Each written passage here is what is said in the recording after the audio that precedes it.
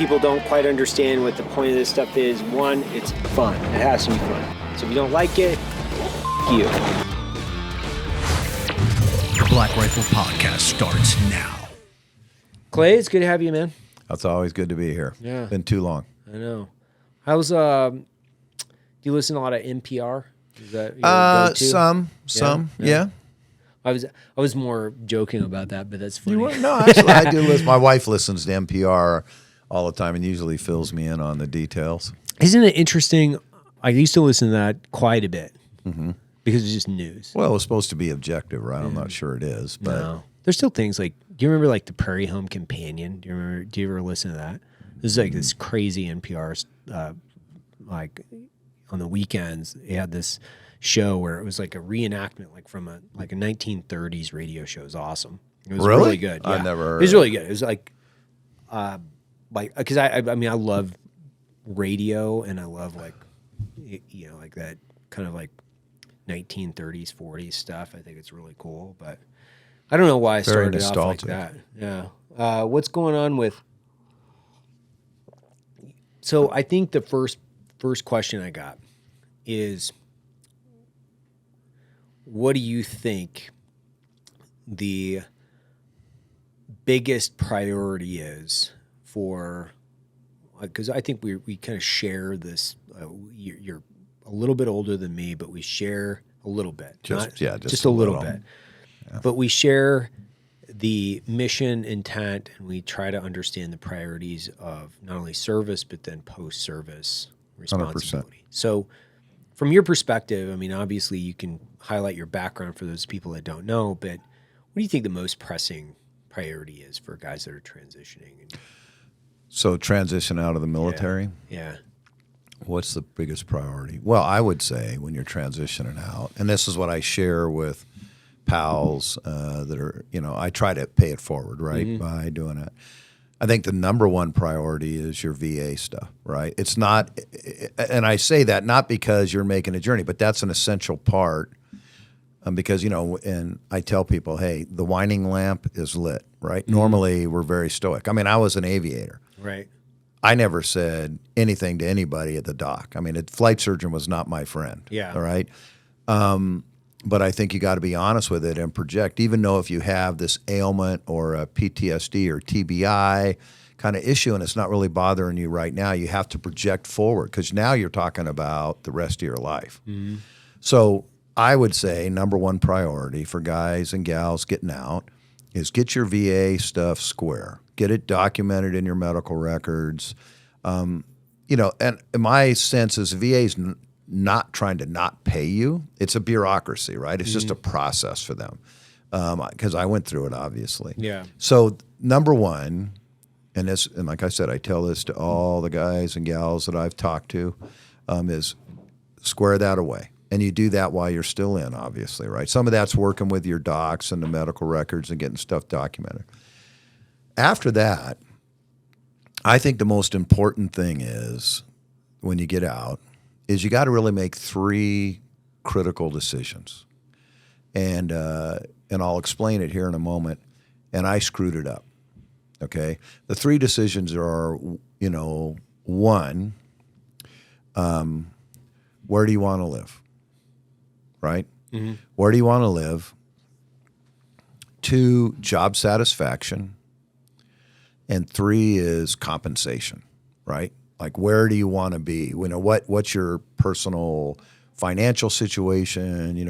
How much do you want to grind? Right. What do you want to do? And I'll give you my completely wrong approach. Not completely wrong, but I got it wrong. And I think it's important to share lessons learned. A mentor told me that when I was retiring, and I was 1 month shy of 41 years, 17 years old when I came in, 58 when I got out. Yeah, my youngest kid was sitting in the audience. He was 3 months younger than me when I joined. Right? I mean, you think of it. So I had a circuitous journey at best, but I figured, okay, number one for me, and you prioritize those three things: location, compensation, job satisfaction. And I prioritized them this way. I prioritized location one. I had a kid who was going to go into his senior year. of high school. I'd already jacked him around. He was already on his second high school, probably sixth school overall. Right. And I'm not moving him, right, his senior year. So that was easy in Tampa. And I was retiring out of SOCOM as the director of operations. And after this, I'll go into a little bit of my background. But and then second, I figured compensation. I got limited shelf life, right? After a while, you become irrelevant. Nobody wants to know what SOCOM did in the 80s and all that kind of crap after a while, right? Right, yeah. And then third, job satisfaction. I said, well, I'll get my this is what I was thinking. I'll get my satisfaction from doing benevolent stuff. I'll get my satisfaction from spending time with my family. Right. I would say I got it wrong. I didn't get it wrong necessarily with location, but focusing on compensation over job satisfaction was a mistake, which I quickly realized was a mistake. Because it doesn't matter really in the end of the day or in the final analysis how much money you make. I mean, it does because you got to take care of your family and all that, but I use the analogy that the money becomes sort of like wallpaper. When I was a lieutenant, you know, when I got in commission, I was first lieutenant, I got promoted to captain. Mm-hmm.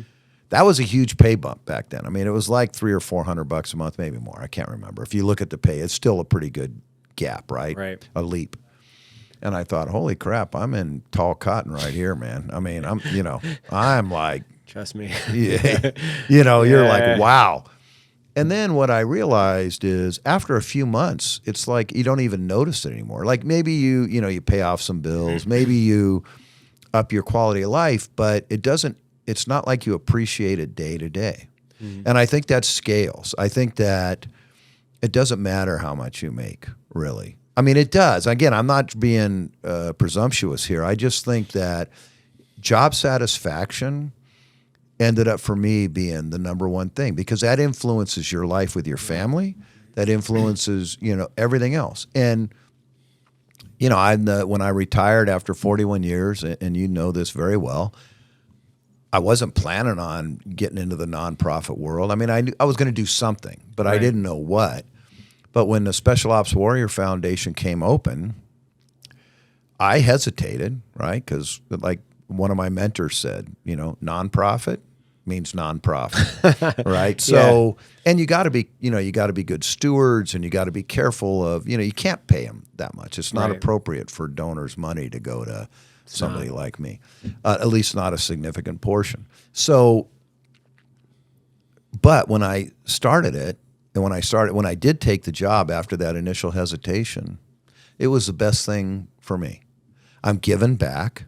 I'm still serving. I'm having a dramatic impact on the lives of these family members that have sacrificed for their country, right? In a way that they never signed up for, right? We signed up. Mm-hmm. We've had brushes with death. We've had all that, but we signed up for it. We didn't want it to happen, but we knew it was always a possibility. So I think, now I think I'm helping these families that richly deserve our support. Two, I think we're making our country better. And we don't push college. We say, hey, we want you to make an informed decision. And when and we start at preschool and we go all the way through. Mm-hmm. So I think finding, and going back to your basic question, I would really look at what your passion is. The other thing is, if you're like squirrel, every single thing that comes up, it's a shiny penny and you're following it, I think you become overwhelmed. And I think if you scope it down to those three decisions and you prioritize those with your family and you say, hey, for me now in the rearview mirror, job satisfaction, location, compensation isn't even part of it. For me, it's two, because that all works itself out, right? I mean, it may be a deal breaker, but to me, I've been with the foundation since I retired. I didn't expect to be there this long. I'm closing in on 6 years. Oh wow, yeah, yeah. So that would be the way I would prioritize getting out. And I got a whole checklist of I write notes from mentors, and I've sort of created a checklist that I print out, and I sit down over a beer and chat with husbands and wives getting out and saying, hey, Here's my lessons. Right. But at the end of the day, it really comes down to those three basic decisions first, and that informs everything else. So VA, and then, making transition. The other thing I think is a really big thing. It's not a priority, but it is a factor. One, you can't put the toothpaste back in the tube. When you get out, that life that you had, which we miss, right? I miss it.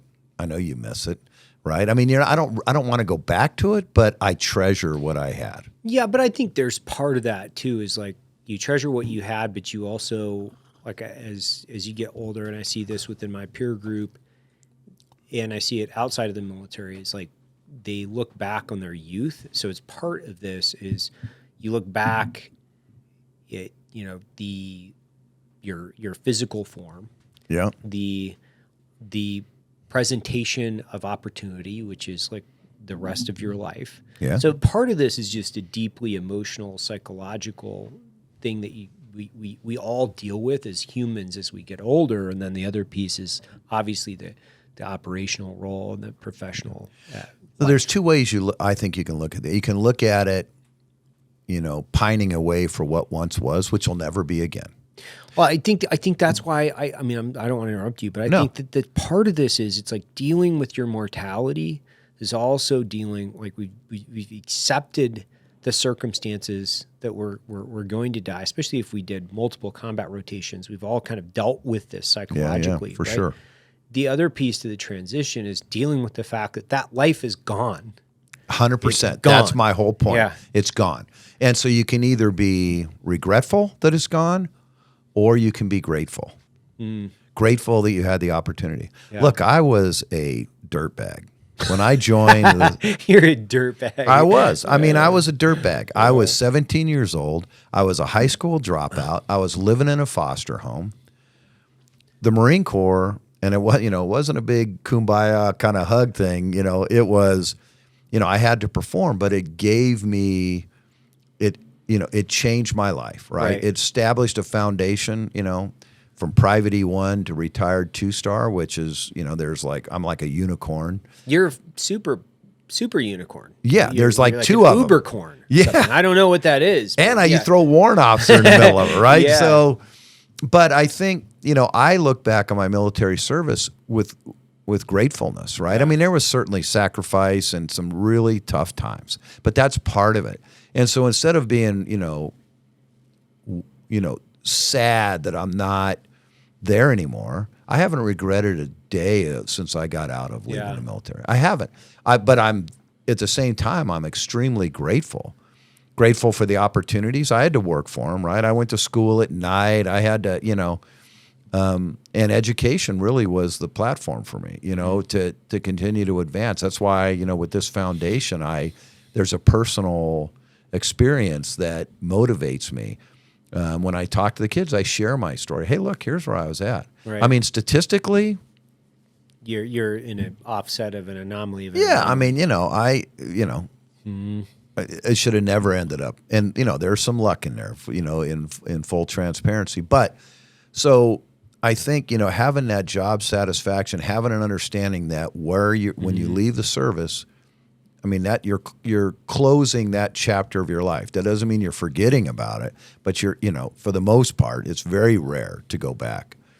Well, I think a lot of it, for me, I think of life as like, not to be too philosophical or dramatic, but life is like a river.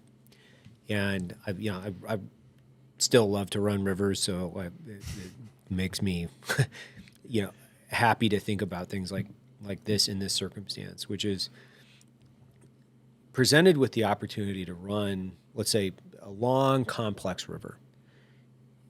You're running the river. You're in it at the beginning. You take out at the end. Yep. And you can't go back because especially with the current and whitewater and a manual boat. You can't go upstream. You can't go upstream.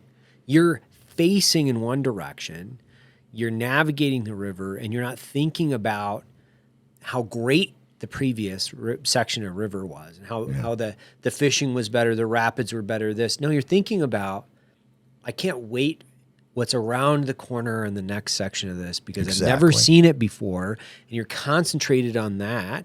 Like, you can't go back. So why? Like, we can. Why waste your time? Why waste your energy on something that it's not going to change? In the iconic words of my father, he said, your windshield is this big, your rearview mirror is this big. Yeah, and that's for a reason. That's a really good analogy. And I find myself wanting to. I don't like lecturing anyone. That's not my thing. Like, I actually don't appreciate it when people lecture me either. So, as you can imagine, I was a leadership challenge, and shocking. But I want to have this conversation with the community in a way that it's really incredible that you got an opportunity to serve in a special operations unit or in a combat arms unit or in any form of service. Yeah. But the color of your hat is not your identity. No. And when people say I was a Green Beret, like, it just kind of like grinds me a little bit sometimes. I'm like, man, you weren't. You were never a fucking color on a hat, and that's part of the problem. You were, a highly specialized special operations soldier in a time of war. And I understand it's a shorthand definition, so civilians will understand, but it's also become such an entrenched part of their identity. Yeah. People have a hard time transitioning out and then assuming control or command of their next assignment because they're always thinking about their previous one. It's like, I was a green hat. That's great. And I'm only speaking about but it could be the sand color hat now, right? It's the Rangers gave up their black beret. Or it's coming out of the unit. Yeah. Like, there's such a commitment to a person's you have to commit everything. You have to commit 100%. And your family. So I understand why people are having a existential crisis as they start to transition out. But I think part of that transition, it has to start with a conversation with us, not just you and I, but us as a community. As a community. I honestly think that there needs to be a more involved process from counseling especially with the special operations community.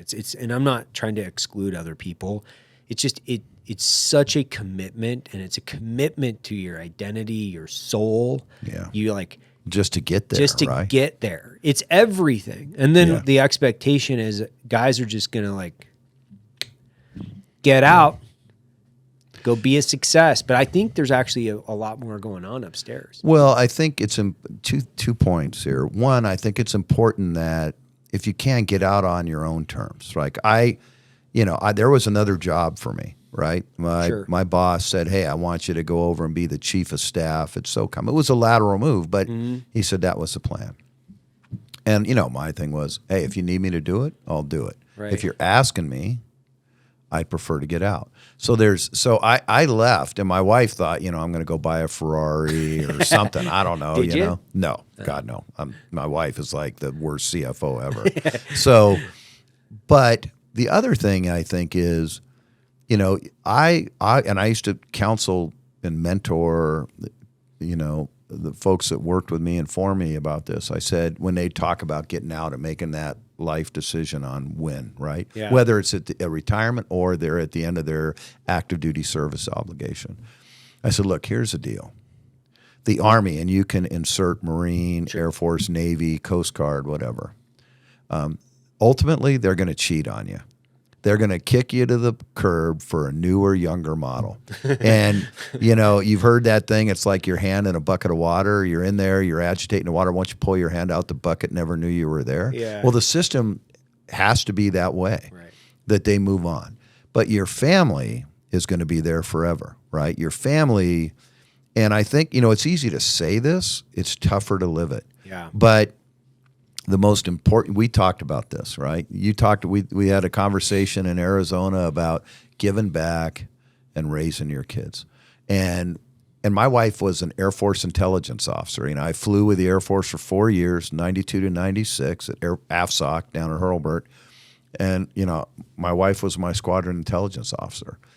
And, we got married. I was in the Army. She was in the Air Force.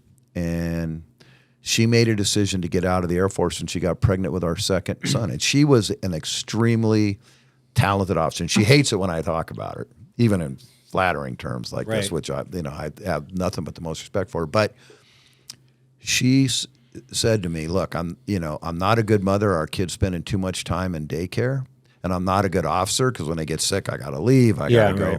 And she said, I have to be good at something, and it's more important to be a good mother. I mean, I remember that, and I've never forgotten that. So, I respect the sacrifice that she made professionally, personally, to raise our kid. And I got 3 great kids.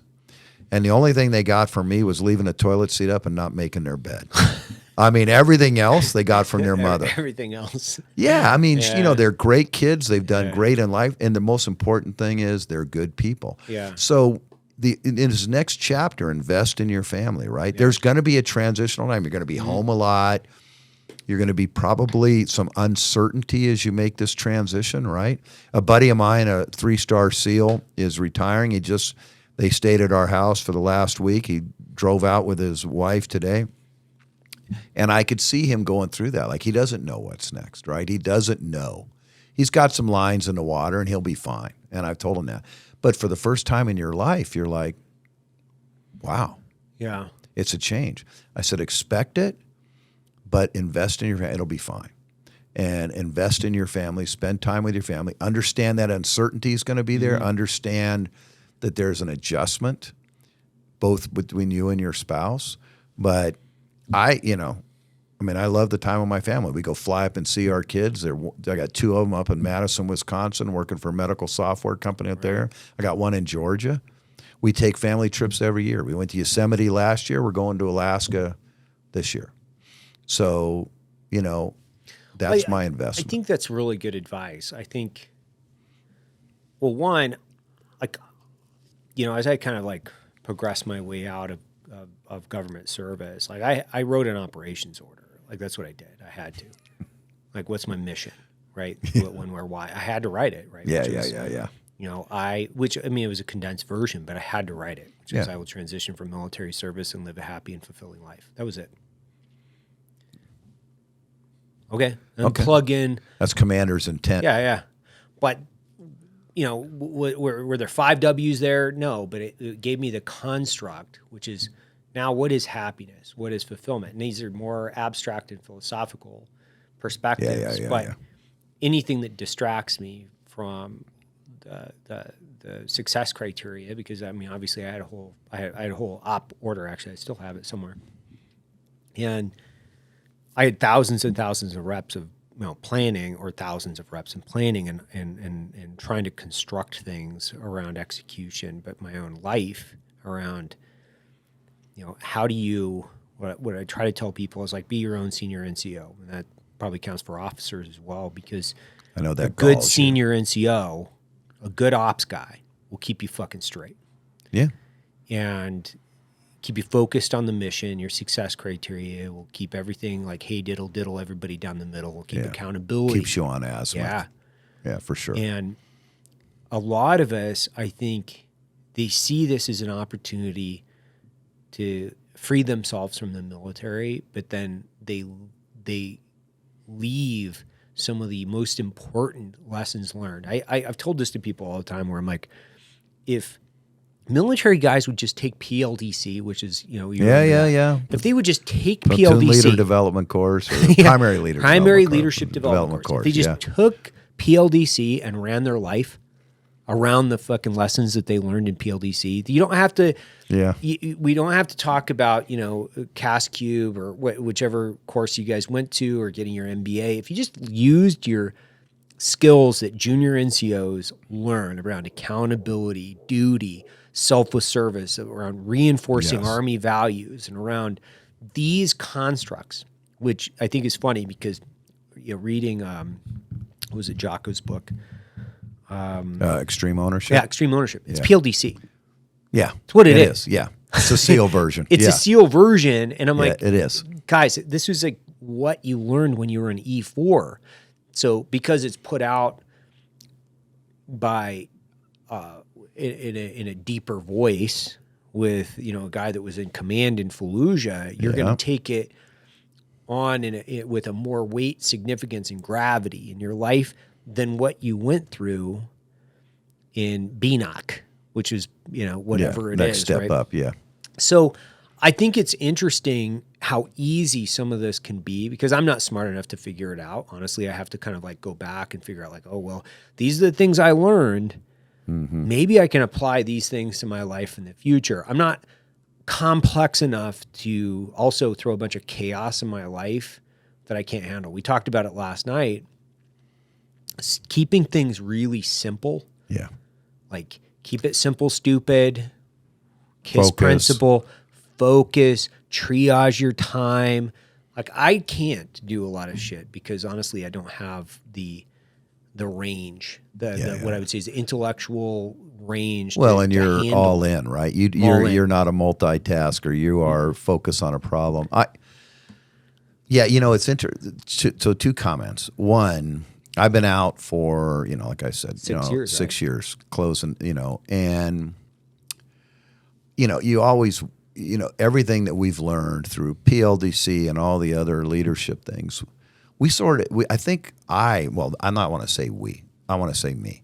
I was like, well, what is my value proposition coming out in the leadership thing? This is like intuitive stuff. What I've learned is it's intuitive to us. It's intuitive to those that went through PLDC or similar leadership courses. It is extremely rare in the civilian world. Like basic stuff, like walking the floor, right? Like we were hanging around down there this morning. Oh, hey, what's happening with you? I saw this. You're not feeling well today. Those kind of conversations, some leaders they have, but they don't necessarily happen. And, I think one, you have more value than you think you have. It's intangible. It's hard to quantify in a lot of ways, right? Leadership, if you could measure leadership, that'd be awesome, but you can't. And it's complex and simple at the same time. But I think that, you bring a lot to the table when you make that transition because of what you learned. And that's one of the reasons why I'm so grateful, right? Because I've been in hard leadership positions. I've had to make extremely tough calls that really tore me apart personally. But you got to make them, right? You're the leader. And so I think those things that you learn, those basic tenets, I remember as a young officer and a young NCO, they'd say, integrity and, sorry about that on the table, integrity and all those kind of things. I'd be like, I want something tangible. Give me a TTP. Give me a technique or a tactic. Yeah. But the older I got, really those foundational things are what's most important because the tactics and techniques and procedures will change. You can change them like your underwear. Yeah, exactly. Yeah. Well, I mean, I'm leading you started out in Black Rifle Coffee, grinding your coffee in a garage, right? Okay.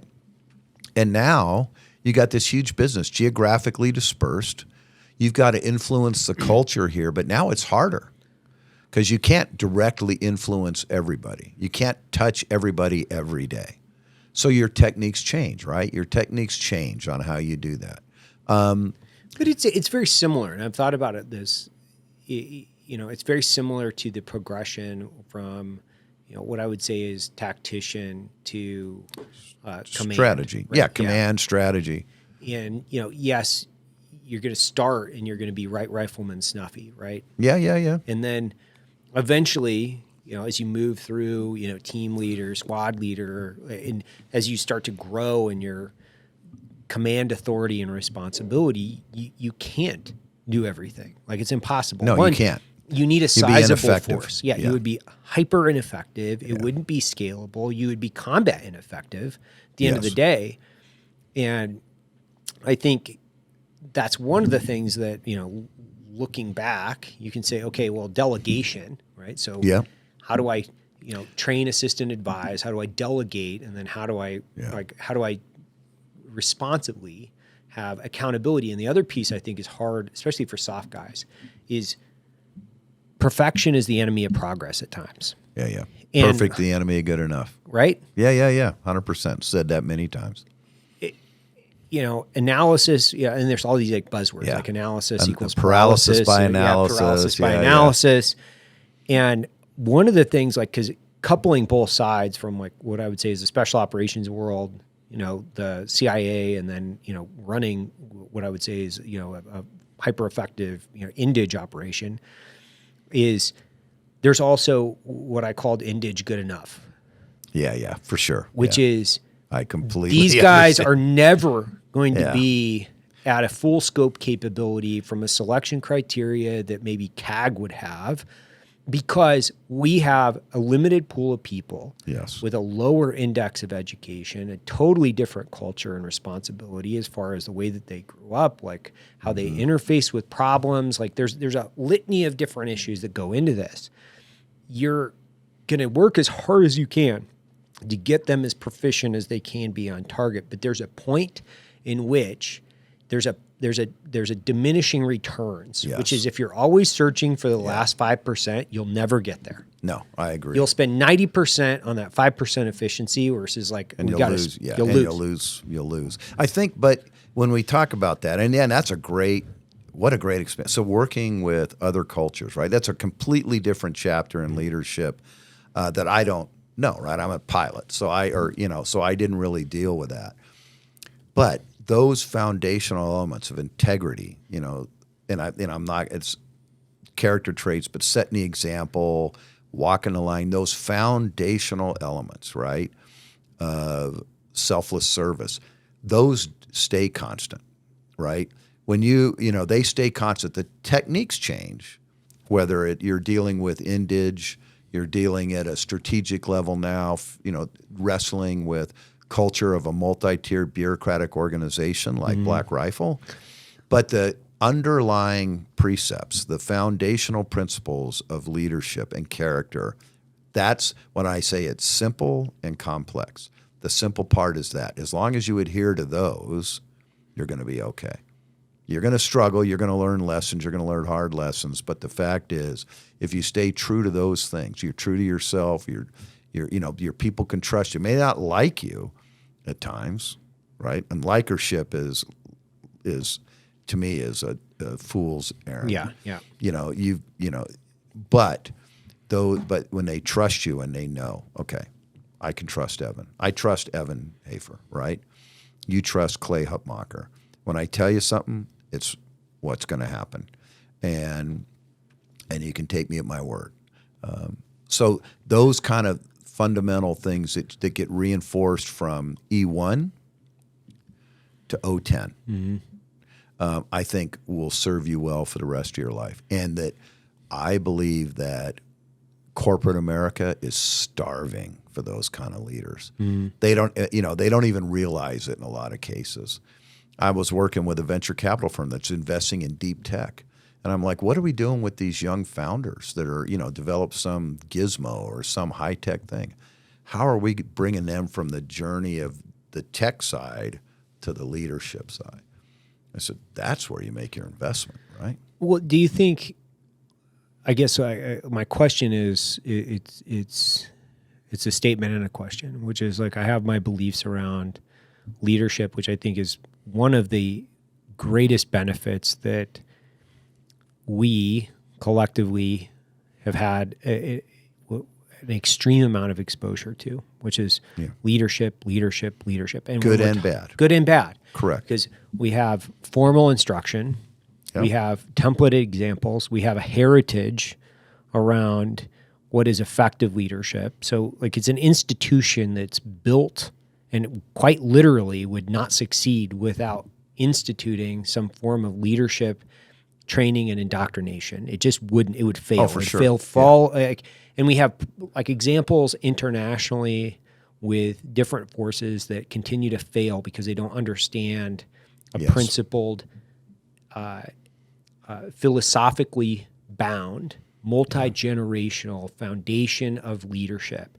Yes. Where I think that's like one of the superpowers of military guys that are transitioning is like they have this experience Yeah. And they have this templated example, and it's tangible, and it's something that they can utilize within any and all of their skills, their techniques and their tactics as they adapt and they move into the professional world. They can use it. They can say, I've seen great leaders. I know who they are. I've seen bad leaders. I know who they are. Which are just as important as good leaders. More importantly, I know what it is. In your development. I don't think, because, Stanford's not teaching a litany of courses on leadership and how important it is in business. They're teaching business, like blocking and tackling, techniques and tactics. P&L, yes. So, interesting. And I would ask you and to your listeners out here, what percentage of leaders that you've worked for would you say were highly proficient and ones you wanted to emulate? And then you got that group, you got that bin, right? Which I would say is 10% or less. That's what I would say. Yeah. And then 10%. You have a bin of proficient but gaps. Yeah. Right. Which I would say for me, and I'm spitballing here, but I'd say that's like 40%. Liked them, served with them again, but there was some significant shortcomings there. And then I'd say the bottom 50% are leaders that had, in some cases, fatal flaws. Yeah. Right, as a leader. And that to me gives you it right there. That gives you if you had the same experience that I had, that gives you insights to how difficult leadership really is, and I believe leadership is a learned skill. Mm-hmm. I did a podcast with Jocko 3 years ago, and he asked me that question, and we talked about it because reps and sets matter, right? You have grown. We haven't talked about this specifically, but intuitively I know this to be a fact that you've grown as a CEO through experience, through lessons learned, good and bad. Whether it's investing in, and people are like 80% of it, right? But that I think is a critical thing. Is it's a learned skill. But what you bring to the table through your experiences in the military, listen, I was number one on the crapper detail. I was like Gomer Pyle when he hits the panel and all the toilet seat covers go up. I learned, right? And I think those kind of reps and sets serve you well, whether you're in a corporate boardroom, and you're like, okay, you step back and you focus on the strategic things. You don't get wrapped up on the mouse turds, right? So I guess, bringing a full circle for what you said is there's an institutional part of leadership. But if you keep in mind that leadership is a struggle, there's times when I've been a crappy leader. I knew I was out at Hohenfels, snowing in the middle of winter. I was battalion commander, tried to get out around at the end of the night, before, after and do my battlefield circulation, checking on the privates, and the soldiers standing guard. Some nights I did it. Some nights I didn't. Some nights I succumbed to that warm sleeping bag on that cot in that GP medium. And I failed that day. I'd wake up and I was like, you failed. You should have been out there checking on those troops. And being honest, I just didn't always do it. Right. Because it's hard. It's hard to place other people's welfare above your own routinely. Well, there's a balance there, but that's part of leadership, in my opinion. Well, I think that's part of differentiating between what you want to do and what is your duty. Correct. Yeah. It's like what I ought to do, over what I want to do. Yeah, and that's where having what I would say is this reference point of saying, and I think it's the depth and dexterity to these experiences of hardship that the military exposes you to, saying this is perspective. Yes. It can get much worse. Yeah. I've said this a lot. We're selling caffeinated brown water. Like, we're not risking life, limb, or eyesight. Like, good caffeinated brown water. It is quality. Yeah, it's quality. But that's one of the reasons why I have Washington crossing the Delaware in our conference room, in every conference room we have, which is it provides perspective to hardship. Like we're not starving on the depths of what I would say is psychological, physical, and emotional. With no clear path to victory. With no clear, like, can Grinding. you imagine, like, the pressure of leadership and command? Oh.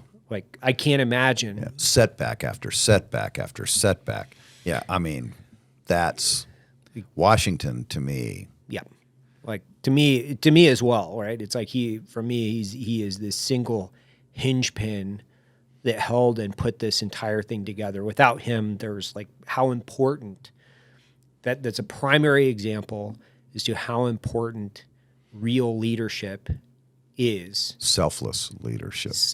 When they wanted him to be king, yes. Right? After. They said, hey, we think you should be king, which was normal. I mean, we can't even imagine that in the country today. But back then, everybody else has got a king. Why don't we have a king? Why don't we have one? Washington, you're the guy. And he said no. No. Another one of my heroes is Marshall. Yeah. I mean, that guy, he could have been, they asked him, hey, do you want to, are you going to express a preference to go over and lead the invasion in Normandy, which was, Eisenhower's place in history books is, and he said, I'm not going to do that. I'm not going to express a preference. And the president felt it was more important strategically because he held Congress together. He had established this massive industrial base, which is a big reason why we prevailed. And, to me, talk about selflessness.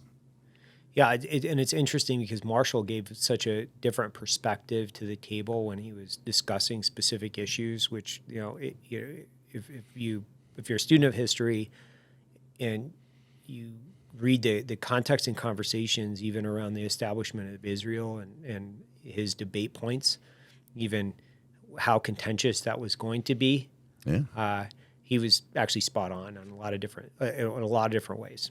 Well, it's interesting that two things. The president tried to refer to him by his first name. Did you read that? Oh, yeah. And he said, no, sir, I would prefer to be called General Marshall. Yeah. And I was like, gutsy move, man. I mean, but he understood, right, his role in the hierarchy, best BMA, best military advice to the president. And he wanted that barrier there. The other thing is when Truman was making the decision to recognize Israel in 48, he was Secretary of State.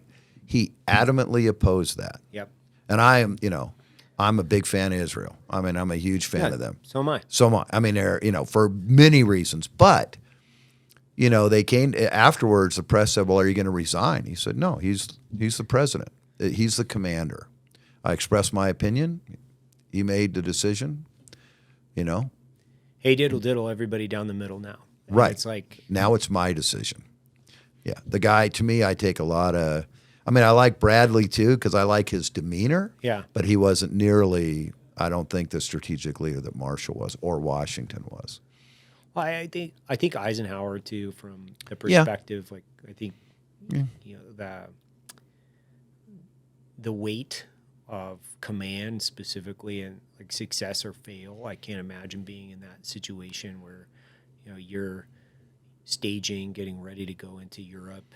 You're getting weather calls and talk about rolling the dice, man. Chain smoking and drinking gallons of coffee and the amount of stress that, I can't even imagine the war machine and the complexity of communication. You think about the technology that we've had as far as like implementing net call on SATCOM. Yeah, everybody execute. There wasn't like that. There wasn't like that. You know what I most admired about Eisenhower on D-Day was that he had pre-written if they failed. He had pre-written that note and said, we failed, basically. It doesn't use the word fail, but he accepted full responsibility in advance. This is the message. If we get pushed off the beaches of Normandy, I own it, which is a tenet of leadership that I think is lost on a lot of people is ownership. When I do Article 15s on troops, right, I'd call them in. I do two things that I think. I call them in beforehand, and I'd say, look, I'm not telling you, I'm not trying to get in between you and your lawyer, your JAG lawyer, and all that stuff. But what I'm telling you is, if you did it, and if you're guilty, and I'm not making a predetermination here, but if you own it and accept responsibility for your actions, you're probably not going to get a pass, but it's not going to be nearly as bad as it is if you don't accept responsibility. That's one. Then after the Article 15, right? After I held these individuals accountable, and I apologize if I brought this up on a previous podcast, I may have, but I had a young specialist, and I'll just use his last name, Specialist Kennedy, generator mechanic in my aviation battalion in Germany, 5158.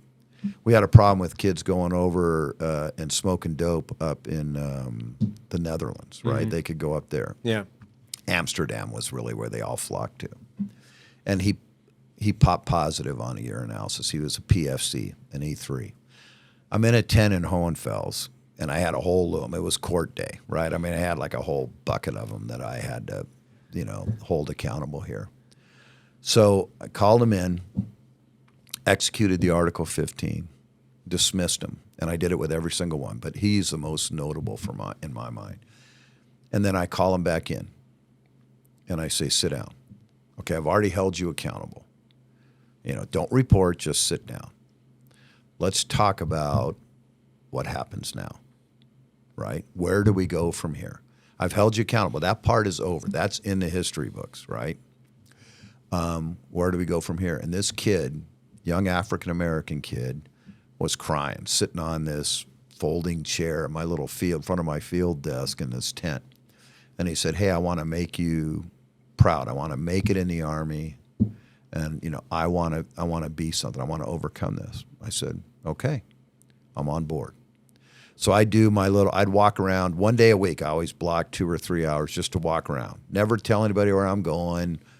Just walk around, not inspecting, if I saw something particularly egregious, I go tell the XO to go down there and police it up. But I didn't want that. I didn't want the vibe to be an inspection vibe. It's just checking. Right. So I'd always go by and see this kid, Specialist Kennedy, in the motor pool. I'm an aviation guy. This is a generator mechanic, right? I mean, 18 months later, I changed out of command. Kennedy, I busted to private, was a specialist, soldier of the quarter, and I asked him to present the roses to my wife as we went out, right? I had lots of heartbreaks. I had lots of kids that were this close, and they made a bad call, and I'm like, I'm sorry. Right. But those nuggets, those Specialist Kennedys, where maybe I had an impact on him, and I don't know where Kennedy is today. I wish I did. But he picked himself up by his bootstraps. He dusted himself off. And when I saw him give my wife her red roses after our 2 years in command in 5158, I mean, to me, that's something I'll never forget.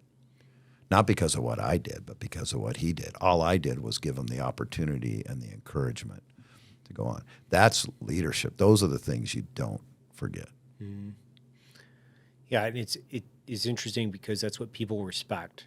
It's like courage, hard work, discipline, and these are the things I think at times they're almost under attack from a country and culture. Yeah. It's got to be a meritocracy. Yeah. It has to be a meritocracy. I mean, I think, in a meritocracy, when you can invest in diversity, absolutely do it, but invest early. But in the end, I mean, it's best athlete. And to your point, it's selection goes on all the time everywhere.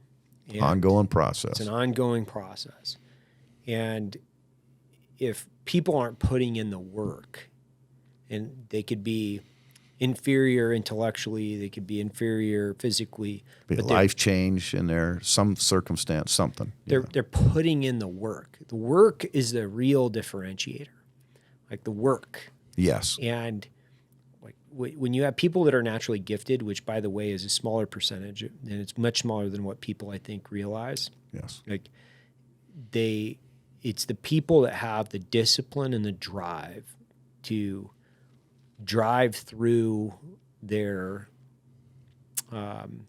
decreased optimization, both physically and intellectually. It's the drive that continues to persistence over talent. Yes, absolutely. No, I agree with that. I think you'd see the most successful athletes are those that are persistent and they train. I was watching on the plane. I was watching a documentary on the flight over here about on Brady, Tom Brady, and the theme throughout, his high school coaches were interviewed, his college coaches were interviewed, his friends were interviewed, was his commitment to excellence, good and bad, and whether you like Tom Brady or not, the fact is what separated him, from his peers was his commitment to grinding every single day, to a pursuit of excellence, to be a learning individual that continues his commitment to growth. Well, I think that's something that not only people underestimate, but people don't encourage and then pour fuel into it, which is positive fuel. Right? Yeah, 100%. And that's, to me, okay, it may not immediately feed the quarterly P&L, but you're building tomorrow's team. You're changing it's such a win-win. Yeah. Right? You're building your team. Like when I took over the SOWF, the Special Ops Warrior Foundation, we had 4 strategic objectives, right? Student success, number 1, what it should be. Support to wounded, ill, and injured, number 2. Number 3, we got to raise money, Yeah. But number 4 was professionalizing the workforce, investing in the team and taking a long-term view. Okay, I got this brand new person. I recognize potential here. How can we put that individual in positions where they continue to grow and can take on positions of greater responsibility and authority? Because you're now what you're doing is you're investing in the future, which may not ever manifest itself on my watch, but you're setting the organization up for success over the long term. And professional development of your folks, even though it costs you money in the short term, like, I got one of our directors that's her husband, she's a wife of a soldier, first sergeant. She wants to do her PhD. I'm like, okay, we'll help with that. And she leads our team that deals with our families, on how to, it's more of I'm not sure the exact terminology of her degree, but I'm like, it's good for you. It's good for us. You invest in that. Yeah. So unpack for the audience, like SOWF, like the mission, like the drive behind it, size and scope, kind of the responsibility. So the Special Ops Warrior Foundation, SOWF, it's April 24th. It'll be 44 years old. It was established in the aftermath of the failed attempt to rescue 52 American hostages being held in Tehran, which, as many of our listeners know, ended horribly, tragically in the desert at a desert refueling site where we lost 8 Americans, 3 Marines and 5 airmen. With 2 aircraft collided on the ground. And the foundation was started by the other members of that hostage rescue task force. They made a commitment before they even redeployed. They were on a small island, Masira, off the coast of Oman, and they said, we're going to take care of those kids. And it was essentially a pass the hat. And since that time, and that promise made, promise kept to those 17 kids. Today we have over 1,100 kids. You go to our website, the number changes daily. The youngest one from that CV-22 crash that just happened November 29th is 7 weeks old. So, and that's the best way. I'll talk about that child, young man. He will be with us potentially till 2046 when he graduates college, assuming he goes to a 4-year degree. He may not. Right. But starting with preschool, and then followed by unlimited tutoring from preschool all the way through college. Private school tuition assistance. About 40% of our families, 35 to 40%, already had their kids in private school. We felt it was important that we helped them with that. We run college prep courses for high school students at University of Tampa. They donate dorms. They live in the dorms at University of Tampa. They eat in the dining facility. We spend a week with them. We don't tell them what to, we don't say, hey, we want you to get a 4-year degree. We want you to make an informed decision on what you do with your future. We have firefighters. We have EMS people. We have linesmen that are doing essential jobs that our country needs. And we have kids in Ivies and everything in between. We spend a week with them. The best part, the mentors for that are kids that have graduated from our program and volunteer to give back, that have lost a parent. And they live with them in the dorms. Now it's selfless service, I'm sure. And then we fund their college visits for them and a guardian. We fund all their application fees. We outfit them with computers, printers, and then we completely fund their post-secondary education, not just books and tuition, not just lodging, but everything. Their travel back home on breaks, everything. We fund internships. We fund study abroad. And the best part, the woman I mentioned with the PhD runs this personally, Barbara Secor. I can give her props here. She's the director, but she also personally oversees our Children with Disabilities program. And if you'll allow me, I got a quick vignette. We had a young man. His dad was a ranger in 2nd Ranger Battalion, was shot and killed in Afghanistan. He was in elementary school, maybe just starting elementary school.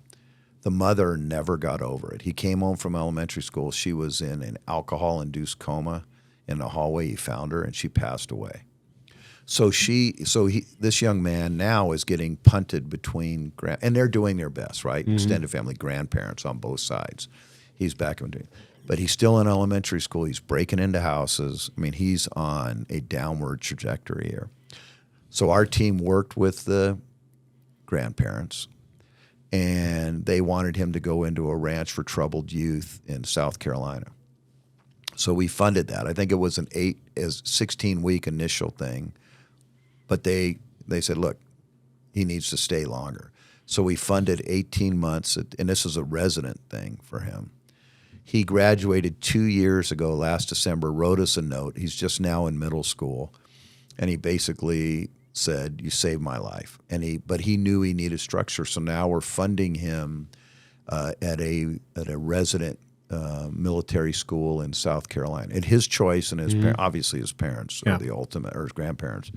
But to me, that may not fit the traditional definition of a disability, but for us, it 100% fits. Right. Father Service, rug pulled out underneath him.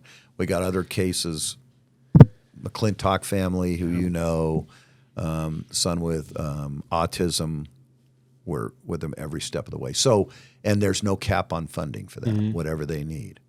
So, to me, that's our mission. And the final thing we do with those kids is we have a college to career transition course where they get mentored from some people that support us, send in their senior HR people to do mock interviews with them, network, help them set up their LinkedIn accounts, write their resumes.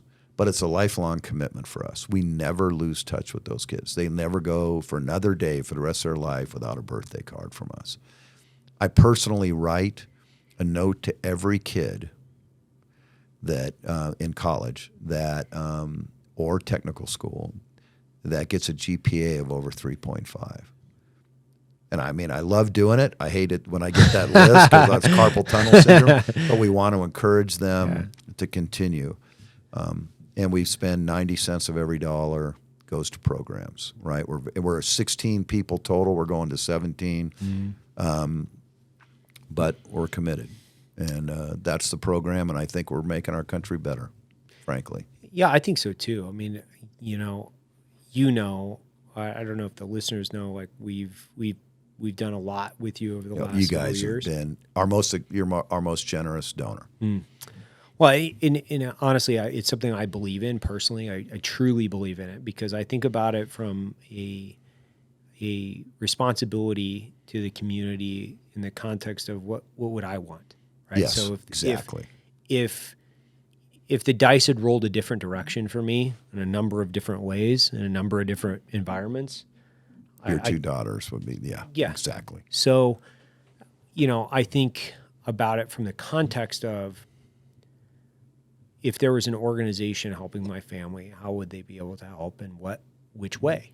Yes. And, regardless of my pre-existing or my bias towards what I would say is some of the education system, and they're rightfully so. And that's why we don't push them, right? We don't push them. We don't try to steer them. Well, and it's the same way. Like my girls, as a father, and obviously as you sit here as a father, like you just love your kids. You want the best for them. You want them to be happy, fulfilled. You want them to exceed their own internal expectations as far as their capabilities as people. But I don't care. I don't care if they get PhDs. I don't care if they're going to go on. I don't care. I don't care. You know what I care? I care, are they good people? Are they meeting or exceeding their individual, professional, and personal expectations? Like, that's what I care about. And that means you have to find a fulfilling profession that provides lifetime value to both you. And what I would say is, like, I think community service, not good from a community service perspective, like, juvenile delinquency, but how are you giving back to your community? And I just looked at it very simply, right? Where, I think every one of the friends that I've known, I can't think of one that wasn't a father. I really can't. Yeah. I can't think of one guy that wasn't a father, and most of these guys were fathers several times over. Yes. Like they had multiple children. And then when you're thinking about the responsibility, the weight of raising your children alone as a parent, as a mother, as a father in some circumstances, depending on, like Joe Kent is a good example, and Shannon Kent. Yeah. It's not exclusively gender specifically, towards 100%. Male. Now you have the weight and responsibility of raising your children without a parent. You have the financial responsibility, which, by the way, SGLI is not going to cover. No. It's enough to start the momentum of the life in a direction without the parent, but it will never be enough to replace it, because it's not enough. Like, period. It doesn't really matter the amount. It could be $100 million. It's still not going to replace a father or a mother in some certain circumstances. But this allows a parent to parent and really, I think, rest easier at night knowing, like, their education is paid for. It takes a rock out of their rucksack. And the other thing is, there's the thought, the reason we call it cradle to career, right? So our program started at age 2. If kids, because there's some preschools that will allow children at age 2 if they're potty trained to go in there. It starts there and it ends post-secondary. And we proactively reach out. So if something had happened to you, we reach out to your family and say, fill out this contact sheet. I sign the letter, I write them a note. That's it. There is no other applications. It's not year to year. Even on accounting purposes, we say, okay, Hafer kids, we've made a commitment to them. We carry it as an obligation, even on accounting speak, to get them all the way through post-secondary education. And that enduring commitment over their academic journey includes technical school. You think about these kids. They've been through a traumatic experience, right? They've been, a lot of them most of them are in single-parent homes. I mean, there's some risk here, right? But our kids, our number of high school kids that pursue post-secondary education and that graduate on time from their post-secondary exceeds the national average by greater than some years. It's up to 30%. The one last thing I'd like to point out is, we got 3 eligibility groups, right? We've got children of fallen special ops personnel that die in the line of duty. So suicide, accidents, training accidents, combat, we have that, right? In 2020, we expanded it to cover the children of all Medal of Honor recipients, living and deceased, right? So we cover their kids. In 2022, I was at now Fort Liberty, Fort Bragg for an event, and a soldier that I had met, special ops soldier, his wife had passed due to cancer, left behind 2 sons and a daughter. So I threw a suit in my bag and went out. And I didn't know him exceptionally well. Mm-hmm. I've gotten to know him much better since. But I wanted to pay my respects. So I busted out of the event that I was at, and I sat there in the church listening to him eulogize his wife. And I said, there's no government program for sure. I mean, there are other organizations that help families in this. But spouses don't have the same entitlements that you and I have if something happens to us, right? Mm-hmm. But it's certainly true in my case is my spouse served. She gave up her career. She stayed home. She raised our kids. She served. She supported me as a commander's wife, all of those things over the years. So in 2022, we expanded the eligibility for active duty special ops that lose a non-serving spouse, non-military spouse. I shouldn't say non-serving, non-military. We've picked up 20, and we're making it retroactive to September 1st, 2018, the first day I took the foundation. The board was unanimous, and we've already brought in 25 families from that, and it's just been a little over a year. So those are the three groups, right? And I think we appropriately recognize and honor the service and the impact that those spouses have in the life of soldier, sailor, airman, and Marines, right? So that's our three things. And our core values are integrity, stewardship, compassion, and commitment. And we live them every day. They're not just words. That's how we make decisions. That's how we plan. That's how we execute.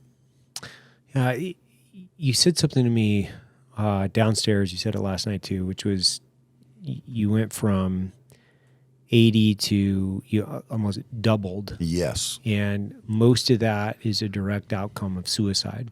I don't know if I would say most of that. Oh. So, well, let me clarify. Yeah. So in 2022, we added 88 kids to our rolls, right? Mm-hmm. In 2023, it was 151, double. Mm-hmm. A significant portion of those are suicides. Most recently, we had a Marine Corps Master Sergeant Silver Star recipient. He got out and he retired in 2020. He took his own life in December of 2023. Left behind, I believe, 3 children, if I remember right. And we looked at the documentation from the VA. He was 100% disabled with PTSD and TBI. So we, if we can tie it back, and the goal is not to rule people out. It's clearly that was a result of his service in the military. Right. So we picked him up. Last month he passed away, and I signed a letter a few weeks ago. I signed a letter in December to cover his kids. And so suicide is a real issue, right? Especially for those that get out. Mike Day, SEAL, covered his kids. We had a Ranger, and I'm blanking on the name, lost a limb, took his own life a couple years ago. And so if we can tie it, and frankly, I can't remember any that we really haven't, right? That were career soft or, that's what we should be doing, right? Because it is invisible wounds. I think there's a growing understanding, and people get frustrated, like, why aren't we doing more? What I would say is, look, we should always do more, right? Gary Sinise, is a good friend of mine, says, we can never do enough, but we can always do more. And I agree with that. But it's not because people don't want to fix this problem, right? It's just a vexing problem. It's very difficult.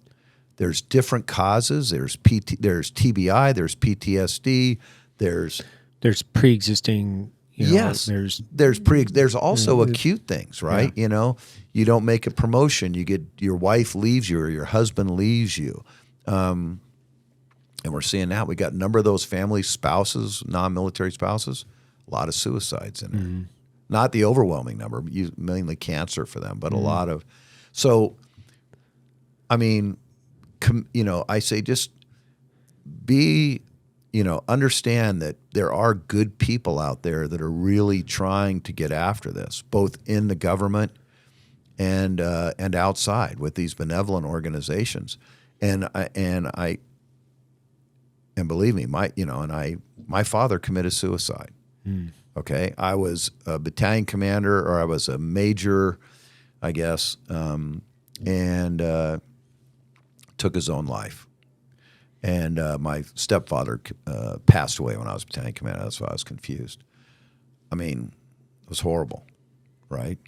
And frankly, I think the wreckage behind that family is just. I mean, if I could say anything, and as a my father, I had five of us, 4 siblings.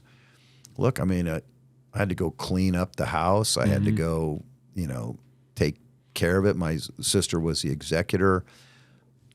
But you're leaving, you're picking a permanent solution to a temporary problem, right? I mean, that's what, once you take that act. I mean, because we all have bad days. Yeah, we all have bad periods, right?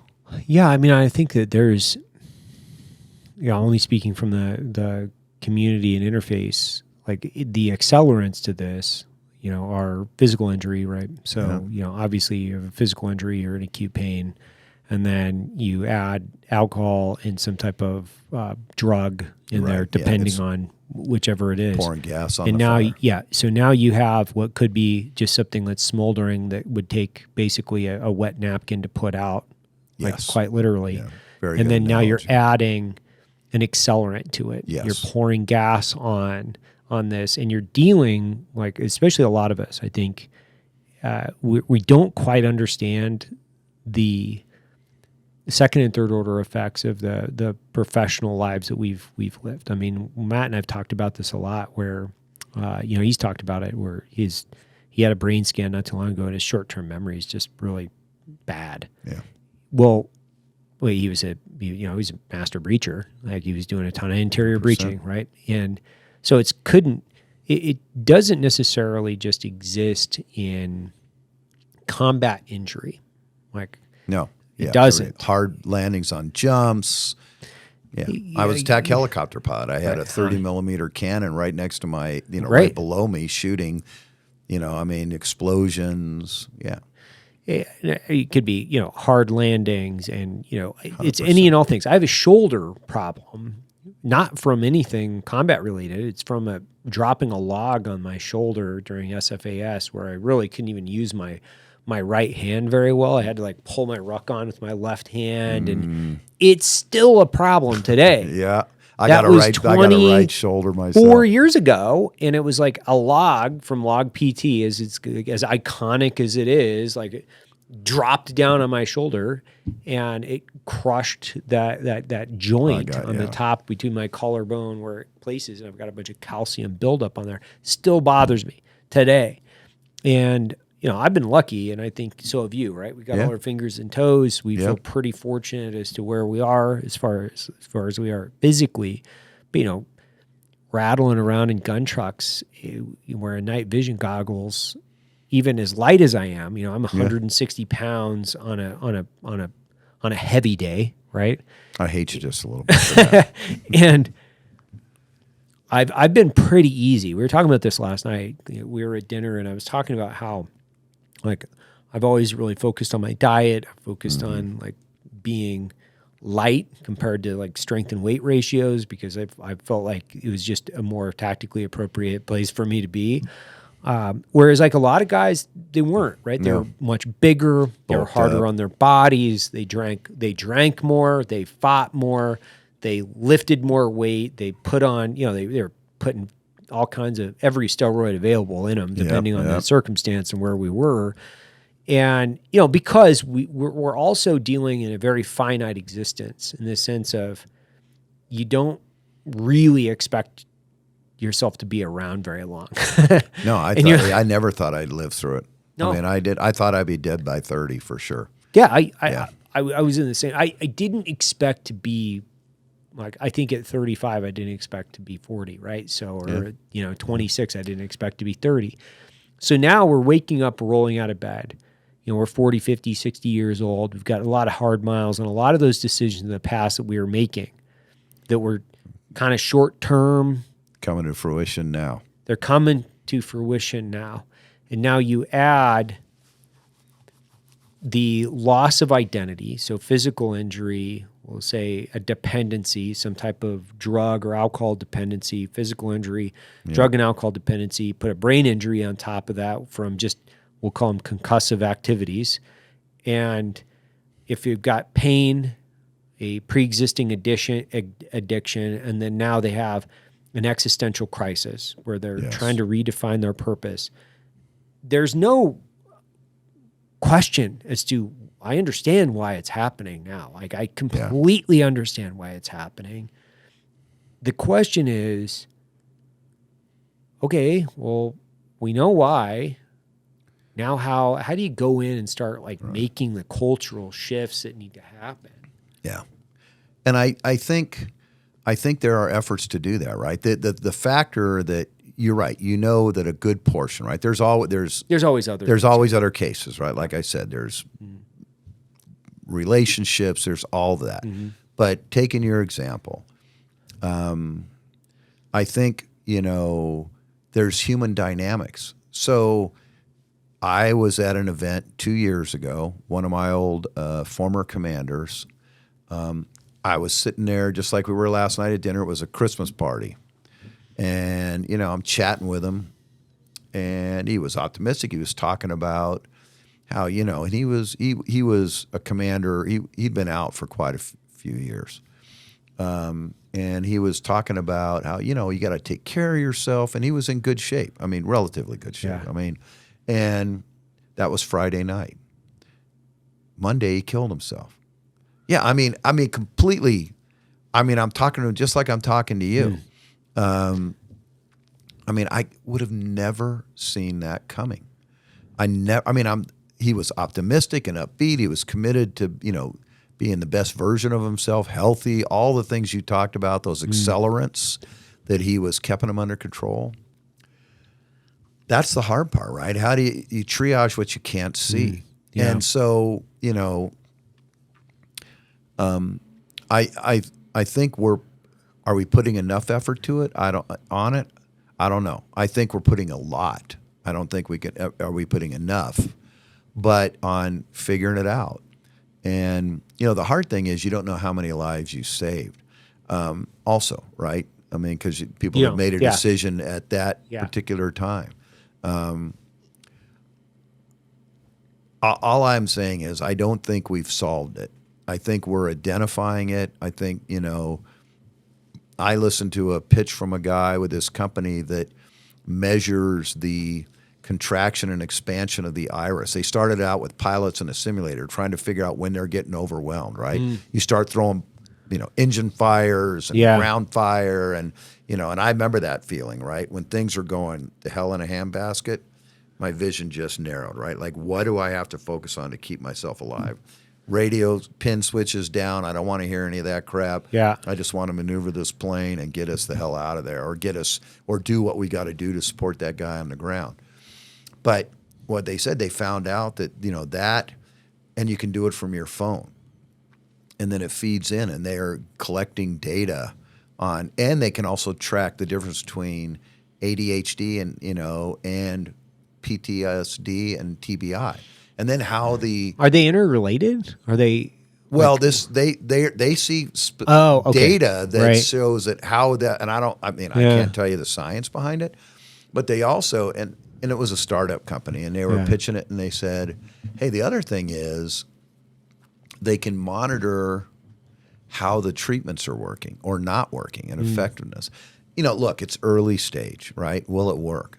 I don't know, but I think the more of those kind of tools you have in the toolbox, and you can do it remotely. We're on the FOB at Bagram, or we're in Shank, or wherever, Ramadi, and you can you take a picture, it calibrates on your eye.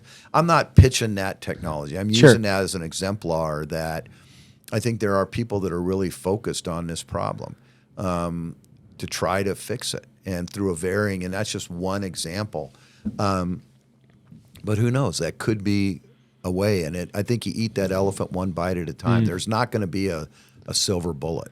No, I think be, it's an ounces equal pounds thing, right? It's a collective, 100%, like incremental gains to like a combined effort, like it's across the board, right? It's education on one spectrum. It is. It's health.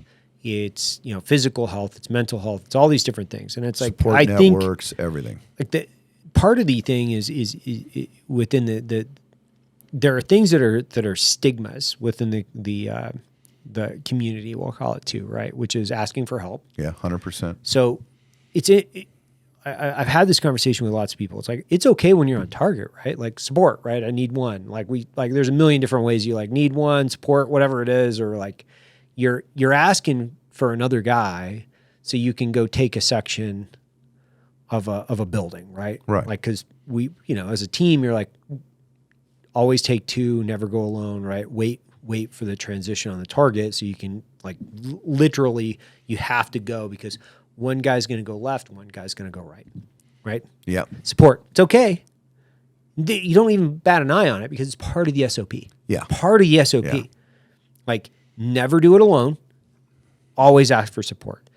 Unfortunately, it doesn't apply, or that doesn't carry over. It doesn't transcend into this problem set. Which is interesting because I think that's part of where the conversation really has to kind of try to transition in the way like the post-service transition. And then it's like, it's okay. It's okay to ask for support. It's okay to ask like need one. It's okay. There's negative influencing factors that also directly contribute to people not wanting to ask for support, which would be there's also an entire subset of what I would say is veterans that exploit the system. Yeah, there is. That cause a negative narrative around, like part of this whole that I've been exposed to over the last 10 years is there are guys that just want to go and hunt and fuck off and get it paid for from somebody else. Because anywhere you go, by the way, it doesn't really matter where you go and what good you try to do. There's always going to be parasitical. And that's what I'm getting to. It's an acceptable percentage of loss based on, but if we're going to save and we're going to plug in, we know there's going to be a percentage of people that are going to exploit the system for their own direct and personal benefit. Got it. That's okay. It's an acceptable loss. We'll mitigate against it. But at the end of the day, like we've got to support and encourage people to reach out and do the right thing for themselves and for their buddies. No, I agree. In fact, there was a great example too. General Cody was Vice Chief of Staff of the Army years ago, right? And I remember that's when they stood up the Warrior Transit WTUs and all that. Yeah. And there was a lot of malingering going on. Well, and I say a lot of malingering. There was like everybody. There was like a running joke. Yeah, it was like a running joke. Yeah, I mean, somebody doing leftover right stretches before a run ends up and pulls a hammy and ends up in WTU. Yeah. But, and I was one of the critics, right? I'm like, hey, we're losing combat power. We got malingerers in there, and it just pissed me off. But Cody set me straight. And the way he said it is he said, look, Clay, he said, we can approach this WTU thing two ways. We can make the criteria so stringent to get in there that we're going to turn away people that desperately need to be there. And the government, as you know, is not a precision instrument. I tell people, I said, it ain't a scalpel. No. It's a chainsaw. Yeah. Right? I mean, I think about like it as a giant combine on exactly. If you're looking for precision, this isn't going to get it. You Yeah. ain't going to get it, right? If you get 70% answer, you're in good place. Yeah. So he said we can approach it that we want zero malingerers, but what we're going to do is we're going to rule out people that need to be there, right? Or we can make the aperture wider and bring in people, and we're going to get malingerers. I chose to go with a wider aperture, and when he said that to me, and I want to give him props because it was. I mean, I remember that conversation vividly, and I said, okay, I get it. The other guy I'd like to point out that's made significant, I think, really changed the paradigm of, for sure, the Army, and I believe the rest of the services as well through their example, was General Corelli. So he was a vice chief. And there was this, my dad was in World War II. My dad came back from World War II. My great aunt told me years later he didn't come outside for the first year he was back. He was a medic in Patton's Third Army. Mm-hmm. He didn't come outside. I mean, he had PTSD, I suspect. Yeah. And Audie Murphy used to talk about this. Yeah. Like, but it's not new, right? Yeah, it was shell shock, right? There was it's an invisible wound. Nobody wants to talk about it. Corelli, I think, I give him credit, maybe too much, but as a senior leader, he said, hey, look, this is real. And he's still, my understanding is, and I don't stay in contact with him, I mean, he was much senior to me, but he's still, my understanding is he's still supporting causes like that. And he changed the paradigm. Like, just because you can't see it, just because it's not a through and through or a loss of a limb, they're wounded, right? So if you look at it from back where we were to where we're at, in my opinion, it's undeniable progress. SOF is baselining people, right? So when you come into SOF, they're baselining you on cognitive skills. So when I was getting out, when I was retiring, they put this skull cap on. I had to do all these memory exercises and all that. I mean, it was like a battery of tests for 4 hours. And at the end of it, the doctor said, and this wasn't VA, this was active, this was at SOCOM Clinic at MacDill. He said, our assessment is 70% chance you've suffered some TBI or PTSD. So they put that all in my medical records. I go to the VA, and I'm sitting there with this psychologist, I guess, who's reviewing the data, and she said, "Hey, look, I get this. You probably did, but the fact is, without being baselined, we have to compare you against the average male, your age, your ethnic background, your race. And if you're below that, then we're going to take it as a cognitive deficit that's a result of service. But you're not. And most SOF guys, I may have been up here. Now I'm here, but the average is here. And I completely got it. Vice Admiral Tim Szymanski, former deputy commander of SOCOM, very involved in brain health. In fact, we had a discussion. He's an advisor for that company that's doing that eye thing, and we had a discussion recently about it. And he's invested. He was an MMA fighter, and he he understands that. So I do think when you look at where we were, and I guess you can go back to a certain thing, let's say pre 9/11 and where we are now, certainly recognition and a cultural shift in the military about recognizing that is a real issue. Yeah.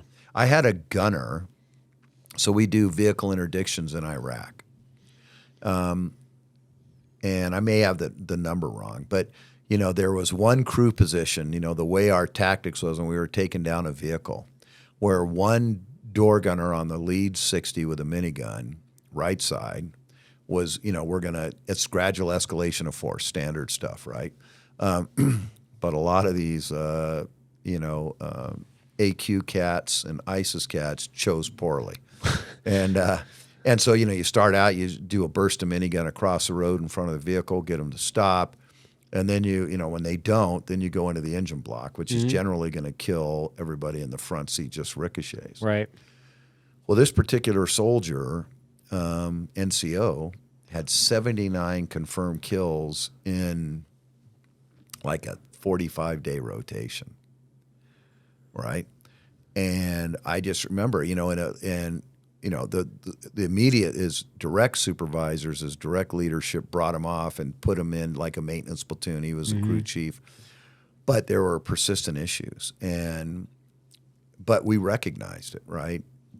We recognized it, one, on his op tempo on that deployment, but they were, some of these were enduring, and some of them didn't manifest themselves till later. I don't know, pre 9/11 we would have picked up on that. As quickly as we did. And so I think the military's done a good job of educating the force and to a certain extent removing the stigma, like little things. Like we've moved our psychologist's office in the 160th to a place where no one in the chain, off the compound. Where nobody knows. Nobody knows. Right. So you go see that psychologist. You're not walking by the commander's office. Oh, there's Hafer. He's going to see the shrink. Doesn't it seem like it seems obvious now, right? When you Right. see when I hear that, I'm like, yeah, of course. Like, how obvious is that? Like, you can't go see the psychologist if everybody's going to see. Right. That It's you're like walking either- a gauntlet through the What? command group to go see this guy. Yeah, you know? It's like putting the psychologist in the corner behind a sheet of cheesecloth in the team room. Yeah. Nobody's going to go see him. Nobody. So there's practical things that you can do to encourage people to do that. What do you think? Like I know what's happening, right? I hear the numbers as far as recruiting and that the recruiting numbers for special operations just in general. Like, what's your general professional opinion associated with why is recruiting struggling so hard to recruit people, and specifically within your subject matter expertise, not conventional military, but SOF?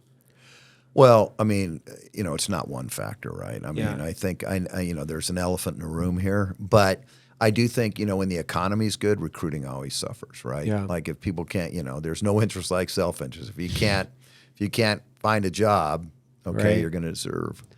I do think this tilt towards woke is, General Milley, I've heard, I'm out, even he was a chairman, he would pound the table. We are not woke in private meetings. I know that. But regardless the perception is you are, right? There is, it has been a change.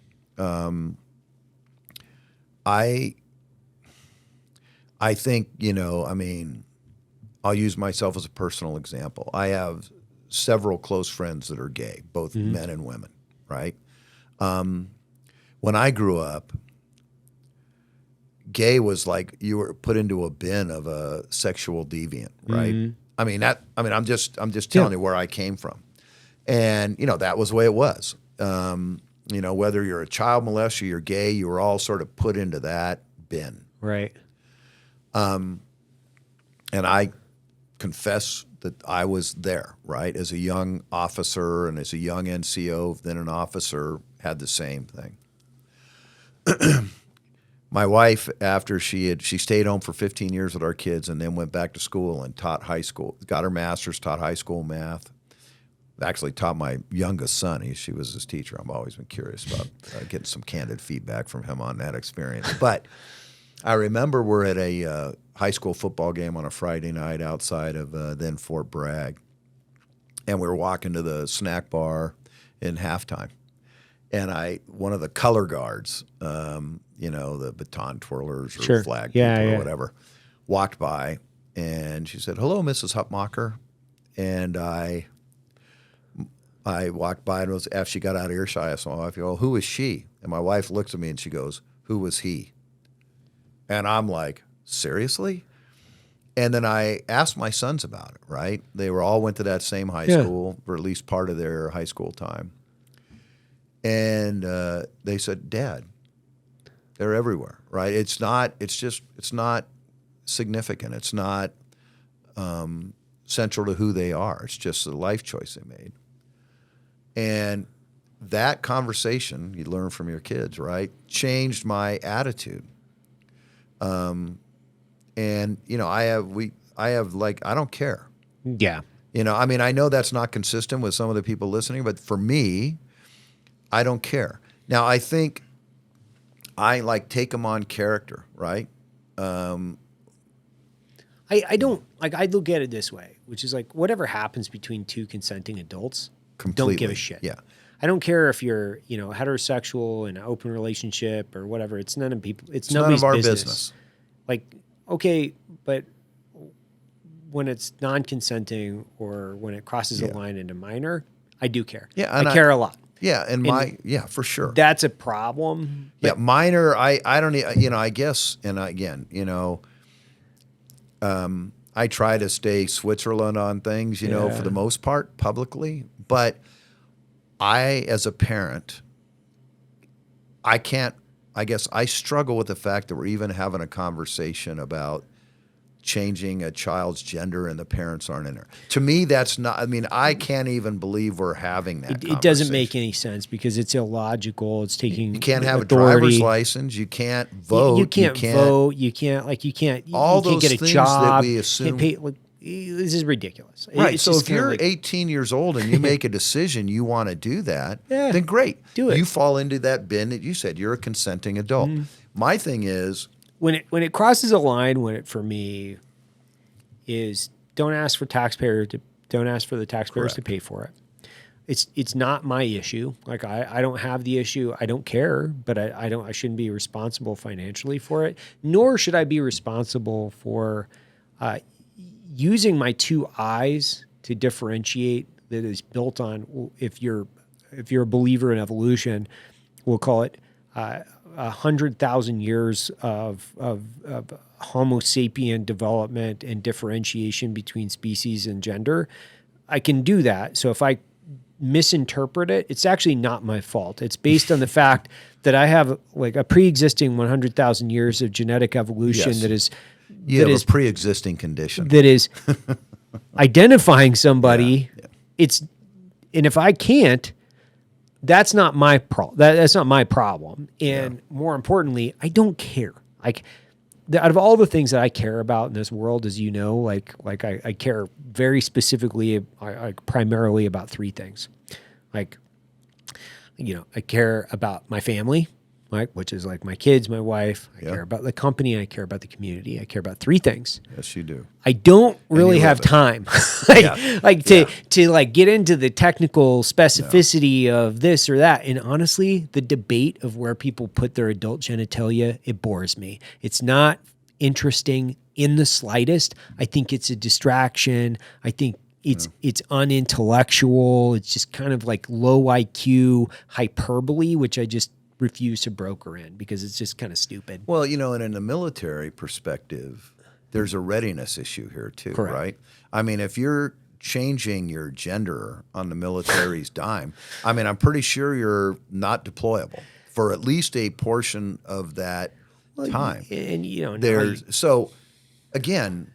elective. It's an elective. It's so small, and it's such a distraction from military readiness, which ultimately is the primary focus of what we should be. Yes. But it's amplified through. It's amplified probably beyond the real impact, right? I mean, I think Jared and I pulled the numbers, and it was like 12 people. Yeah, it's like a mouse turd in a big scheme of things. It's so, and that's like, I refuse to have a dialogue or debate around 12 approach. people. I don't care. Like, do whatever you want to do. Like, keep your hands in your keep what I say or ultimately is like, I'm accountable and I'm responsible for me and my family, but I'm not going to participate in a ridiculous, unintellectually satisfying, uncurious conversation around things that don't matter to me. Like, this is it right here, right? Like, within my reach and what I can affect. I've got a very finite amount of time here. I can't have an exchange of oxygen around stupid things, and I just fucking feel like that's it's the tyranny of the minority, right? Yeah. So I like that term because in today's world, through social media, and listen, the foundation we don't pay for advertising, so we use social media. You guys use it. I mean, but the negatives of that are that you can have an oversized voice, an amplified voice, which isn't really representative numbers-wise. No. Right? And so I think, we'll probably get better at filtering that over time. Hey, you're retired 2-star, right? Yeah. Like inexplicably, the 2-star part. Yeah. But okay, from a general, retired general, what is, I would say, and I want to frame this the right way, so this is why I'm not trying to be politically sensitive. I just want to make sure I get the question correct, which is, what is the responsibility of the United States military? And when I say that, it's like, okay, from strategically. Pretty simple. Yeah. To deter war, and if that doesn't work, to fight and win our nation's wars, period. That's it. Yeah, and in the interim, in those pre-war years, it's about readiness, which serves as a deterrent, right? I agree. But historically, the military has been used almost, I would say, argue as a test bed. So I'll use the example of urinalysis, right? I remember when we first started doing urinalysis, and nobody was doing it in the civilian world, right? And in the military, like you can, civilian world, like I don't want to do that. Okay, that's good. In the military, we don't give a crap whether you want to do it. I just so everybody knows, like they look at your dick. They make sure. Oh yeah, to be crass. Yeah, I've worked. Hey man, I've had that duty, and dude. We've had some pretty, as a commander, I've seen some pretty ingenious. We had a guy with a fake pecker. Yeah. And he had a reservoir underneath his arm. So as he pressed down and he had the tube. And I mean, the battalion commander was telling me a story, and I mean, I was, seriously? I mean, I actually got to give him a little credit. I mean, he was really trying. We got caught. We got busted. But my point there is, it was that was the test bed was the military. Right. Now it's common, right? I mean, it's common. Does it. Yeah, I mean, everybody does it. Yeah. So I think the military, just by look, we're a civilian-controlled military. I support that, obviously, to my core, right? That, and I can give you historical examples of where the military left to their own ends would have screwed something up. Cuban Missile Crisis, McNamara, and Kennedy.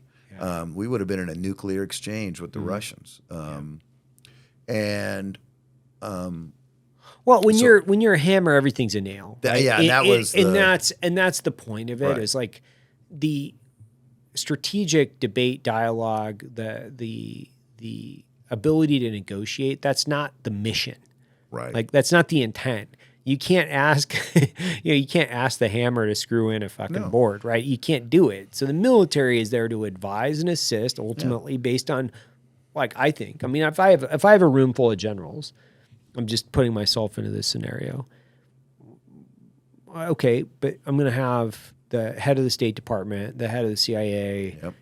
I'm going to have everybody in the job of the chief executive of the United States is to take into account all of those factors, and make it. And the chairman is not, the chairman of the Joint Chiefs, General Brown, who I've met him. I mean, when he was a 1-star, and I have a lot of respect for him.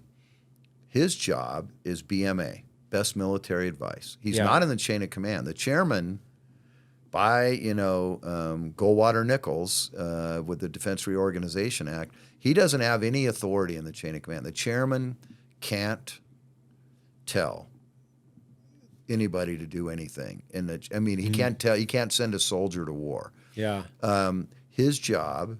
Now, don't confuse that with not power, because he has placement and access. Yeah, right. But his job is distinctly different from the Secretary of Defense. His job is to provide best military advice. So when you talk about, I'll give you an example. During Just Cause, and I date myself, I was a lieutenant in Panama during Operation Just Cause in '89. It's not that long. It's '89. Yeah, I'm sure it was just yesterday. Ask how many people were in the military then. Very few. But Colin Powell was the chairman, and he came down on like Christmas Day, right? And we were in Hangar 3 in Howard Air Force Base. And I remember he talked about H.W. Bush making a decision to do the invasion. And he said, because we had just done a big rehearsal down in Florida that weekend for this, right? And we had done it, and that what we didn't know was what was transpiring. There was a Marine lieutenant that was killed, that was riding in the back of a car by the PDF, Panamanian Defense Forces. There was a naval officer and his wife that were stopped at a roadblock, and they groped his wife. Right. Right. I mean, they were, trying to, create an incident. And he said he gets called. So this all gets reported up to the White House on Sunday afternoon. All the cabinet members and Colin Powell go up to the White House. He's sharing this in the hangar with it, young Lieutenant Hutmacher. And he said, the president went around and, talked to every cabinet member. What's the impact of doing this? And they all gave their, state, everybody, and here's, no impact or, sure. whatever. And then Colin Powell stood up there and briefed basically the op order in a macro view. Here's how it's going to happen. Here's what we're going to do. 0100 on December 20th is H hour. That got moved up a little bit due to the Kurt Muse hostage for some of the elements there. I've met Kurt Muse. Oh, that'd be interesting. He's a great guy. Yeah. And was that Acid Gambit? Acid Gambit was a submission, right? Yeah, there was Acid Gambit. Yeah, he's got a good memory. 6 Minutes to Freedom is Kurt Muse's book on a little bird. Yeah. And he briefed the whole thing. And the president, I like, what the message here or the example here that I took from it is the president got the feedback from all of the cabinet members of taking exactly what you just said. And then he made a decision to execute. I was living in Mike Durant's house. I had bought his house. I had the upstairs. He was the downstairs. He was building a house. And I had a pager. And a funny story, our code word back in the day for a real world, right, was 160-160-160, right? That was the code that came across your pager. Right. And I'm sitting there watching Sunday Night Football because I just got back from the rehearsal down in the Panhandle of executing, going after Noriega and all that. And I'm sitting there watching the ESPN game, and my pager goes off. But it comes across as like 016, 016. So I'm sitting there, and I'm like, what the hell is that? And it took me like a minute, right? Yeah. And I'm like, oh, my God. The training one was like 161 or something like that. But the real world was 160. And I didn't know about all that crap that had been happening down in Panama that weekend. Because I kept thinking, this is nothing we're never going to do. We've been training for that. It was called Blue Spoon before the op, the code name for it. The president changed it to Just Cause. I always change it to something. But the ops was Blue Spoon. Blue Spoon. That was the name of the op, yeah. So, and I went in and I just remember, I was like, holy crap. And that was that, so the Powell briefed the president that afternoon at 6 o'clock. We were all in. Our aircraft were folded, and we were loading 5 C-5s down to get down to Panama. And we executed December 20th. So where were you at? You were Fort Campbell. Oh, okay. And I'll never forget. So for Campbell, we had an ice storm. Yeah. So I loaded and unloaded at least 2, if not 3 C-5s because they'd ice up. We didn't have any de-icing equipment, right? Oh, interesting. Yeah. Yeah. So I kept but I ended up. I would think I was on the last C-5 that got down. Were you there. Flying? Yeah. I was a pilot. I was flying. So we had, the Arms 60 and the 160 that's called the DAP. Oh yeah. Direct Action Penetrator. Yep. So we had like 2 of them. You had 2 DAPs. They're brand new. Brand new. So it was funny. Cliff Walcott and I were flying together. Cliff died in Somalia in '93. So we show up down there, and I brought my own pallet of rock. All we had was rockets and miniguns, 2 19-shot rocket pods, and then 2 fixed-4 miniguns. So we come down there to Panama. We get down there, and I got my own rockets. And our regimental commander at the time. Were you flying off a ship? No. We were in Hangar 3 on Howard Air Force Base in Panama. So the commander at the time, we had Apaches come down from the 82nd and everything else. He said, I don't need more attack aircraft. I need more lift aircraft. So they took our, I was like, somebody stole my puppy. I mean, I was a lieutenant. I mean, I get it. And so they made it. We were doing assault missions, right? I did several assaults all over the country. But we were all sleeping in this giant hangar, everybody, right? It was like Cot City. There was like 1,200 people in there. And the Little Bird gun guys, the AH-6 guys, because we're brutal on each other, right? They're like, DAP, D-A-P. What does that stand for, Hutmacher? Because warrants, they have those. They were going to harass the lieutenant. And I said, it's then we called it Defensive Action something platform or something. And he said, no, I think it stands for didn't actually participate. And the other guy said, no, I think it stands for didn't attack Panama. So I was like, okay. What was that like? Like when you're like, I mean, this is their first combat Yeah, we'd been doing the Persian Gulf thing, Operation Prime Chance. So I did 3 pumps over there, looking for the Iranians laying mine. And we did have some action there. I wasn't Did you involved. really? Yeah, we sank the Iran Jar. Great book called The Tanker Wars. Okay. Talks about it. I wasn't involved in it. It was Right. before my time. They shot up some bog hammers, those fast boats that they used to attack. Yeah. But, there was limited people that got combat experience there, and there were a few guys in the unit that had been in Grenada, but a few. This was the biggest thing, and I remember getting down there, and like, this will never happen again. This will never happen again.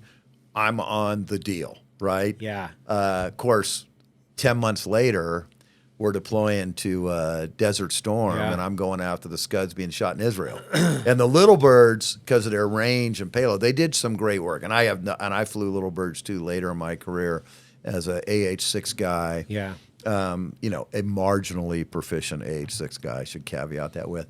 But that played to our strength, which was range, speed, and payload. So we could reach up going after those Scuds being shot into Israel that the Little Birds just couldn't do it without putting a bunch of FARPs, forward arming, refueling points along the way. So we sort of got vindicated in Desert Storm, but I took some serious ribbing in Panama over that. Did you have it? Did you get, I guess, any action in Panama? Like, did you see? Yeah, I mean, I was on, when I say action, did I get shot at? No. Or at least I don't know that we got shot at. Yeah. The best infill is one that nothing happens, right? Usually the infill is the easy part because they don't know you're coming. It's the exfil. Yeah. The exfiltration. Now they know you're there. You've already kicked the hornet's nest. Going back in there, it's much more dicey.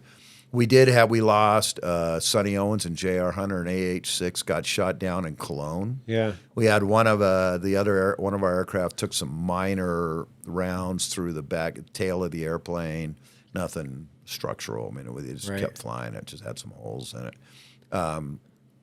But for us, no. Now, it just depended on where you were at and what you were doing. The AH-6 guys on H-Hour on the La Comandancia raid where they were going after Kurt Muse. Yeah, they definitely. We had one bird get shot down there, and 2 guys had to exfiltrate. Ended up in an M113 from the now deactivated 5th Mechanized Division out of Fort Polk, getting taken out of there. So there was some combat, but it was very intense but short duration. I'd say after about 36 hours. Really, the main effort then was looking for Noriega. They called it the hunt for Elvis. Yeah. Looking for him. And in fact, a little known fact, the guy that picked up Noriega when he finally came out of Papua Nuncia, because he took refuge in that Vatican Papua Nuncia. And the guy that flew one of the pilots, there was another guy, Bob Walker, that was on this, but the other pilot that flew him picked him up from Papua Nuncia, took him over to Howard where they turned him over to the DEA, and you got those famous, they put him in the 130 flying to Miami, for that. Really famous photos of him. So, I mean, the definitely DEA go agent. check him out. The DEA exfilling Noriega out of Panama is like, those are. Because there's a prosecution, there's a chain of custody thing that has to happen there, right? And the guy that flew him over there was Cliff Walcott. Huh. And he was killed in Somalia in '93 on Super 6-1. Yeah. And I think I've told you this, but Cliff and I were dear friends, right? We flew together in Panama. I flew his wing in Desert Storm. My middle son is Mitchell Walcott Hutmacher. He's named after Cliff. I went to his son Robert's commissioning out of Norwich. Was an Army aviator. He got out of the service, lives up in Minnesota. I'm still in touch with, exchange Christmas cards every year with his wife, who's happily remarried and on a horse ranch in North Dakota. Great. So we transition to Desert Storm, and then tell me like what that was like, because now you're in Panama. You go from obviously. Those of you that are not familiar with Panama, it's a different climate than. Oh yeah. So you're like, this is it. This is the show. Yeah. And then now we're in Desert Storm. Yeah. Like that read in and then going after Scuds in the open desert. Like, I guess you'd done some training, or what you're saying is like you'd done some exercise out there, so you understood. When we knew, we knew when, obviously we didn't deploy right away. Did you get any? Right? Yeah, that's the main question. Yeah, it's interesting. Mike Durant was on that too, by the way. Mike Durant was on one team. He talked about it in his book. Yeah, and I was there, and there's some pictures in there. So did we get any? That's a good question. Yeah. So I will tell you that we found Scud launchers, and there's open articles about it that we thought were Scud launchers. Now, I think later the DIA people that focus on that, right? So what I didn't know, so a Scud launcher, the TEL, which stands for Transport Erector Launcher, right? Yeah. That's what TEL, T-E-L stands for. So, I always wondered, like, how does the dude that launches that thing, where does he go? Because, there's like flames and everything, right? Yeah. So between the road wheels, there's a small box that he gets in there and closes that door and has his little Are you serious? Control panel. Yeah. And so there's a space between the road wheels, right, where the guy crawls through there, or the operator, and they go in there. So, we saw him. We went up the first night. And we did. I don't know if we saw any the first night. I can't remember, but we saw some on a subsequent mission, and we were shooting him. And Mike Durant and his team saw him. He had some armament management issues, that are a long story but very hilarious. And we shot him up. And we had VHS video players that were hooked into our FLIR. Right. Mm-hmm. What I realized, if you didn't get video of it, it didn't count. Right. Like back in World War II, you'd say, here's my sit rep diary from my mission or whatever. Now, if you don't have it on video. And Downing was the JSOC commander, Major General Wayne Downing, right? Kind of iconic figure, by the way. Yeah. He retired as 4-star, was on NBC as a commentator. But so we go back to we're on airfield. If you Google it, and ARAR was the name of this airfield in Western Saudi Arabia. Real near Jordan, right? Right. On the end of Tapline Road, way out there. So we're sitting in there and we're showing this video, right? And we're shooting miniguns and rockets and everything. And we're all trying to get where the controls are at the back of the launcher, right? Yeah, we're trying to get that. So there's this DIA agent, and I think it might have been your podcast or Andy Stump's podcast, where this was a Marine captain. I was a lieutenant, and he worked for DIA. And we're watching the video, and he's like, Lieutenant. I was like, yes, sir. He said, what's your magnification on your FLIR, right? Because, he's thinking that we're standing off a few thousand meters and shooting this thing. And I'm like, no magnification on the FLIR. He goes, well, how close are you? I go, well, I don't know. We're probably breaking it inside 100 meters for sure. And he's like, do you know how much solid rocket fuel is in that? Oh, my gosh. Vessel? He's like, if that thing explodes, we can see that from space. And I'm like, and I was sitting there and I was like, note to self. That would have been good information prior to. Yeah. Well, the guy flew over and then Downing would take our videos, because if you probably weren't following the news back then, but I still have Desert Storm playing cards. Tops came out with a Desert Storm playing cards. I was 14 years old. I was completely following these Scuds was a really big deal, yeah. Right? Because the Air Force, they're flying at 20,000 feet. They'd bomb some tanker trucks because the same sort of shape and things, legitimate target. Yeah. But the missiles were still going. Yeah. Right? And the Israelis were threatening to come into war. Yeah. And that would have been we were aligned. Syria was in the coalition. Yeah. So that's why SOF went over there, right? Mm-hmm. We went over there to go after this, really to prevent the Israelis from coming into war. And so am I confident that we shot real live Scuds? No. Right. I mean, they certainly looked real for me. If you Google it, you'll see the videos and it picks the stills. I mean, there's no doubt it's a very sophisticated decoy, is what I would say. Okay. But they stopped shooting Right. after that. Like when we were up there, once we did a few missions up there, no more Scuds got shot into Israel. So whether we were just a deterrent effect or whether we took out their launches, because their A team was not out in Western Iraq. Like these were conscripts. I mean, I remember one night we were coming back off the mission and the Brits were up there too. And the Brits had a prisoner. And so we got the mission just to swing through and pick this cat up on our way south back to the base. And I remember because it was February, it was cold.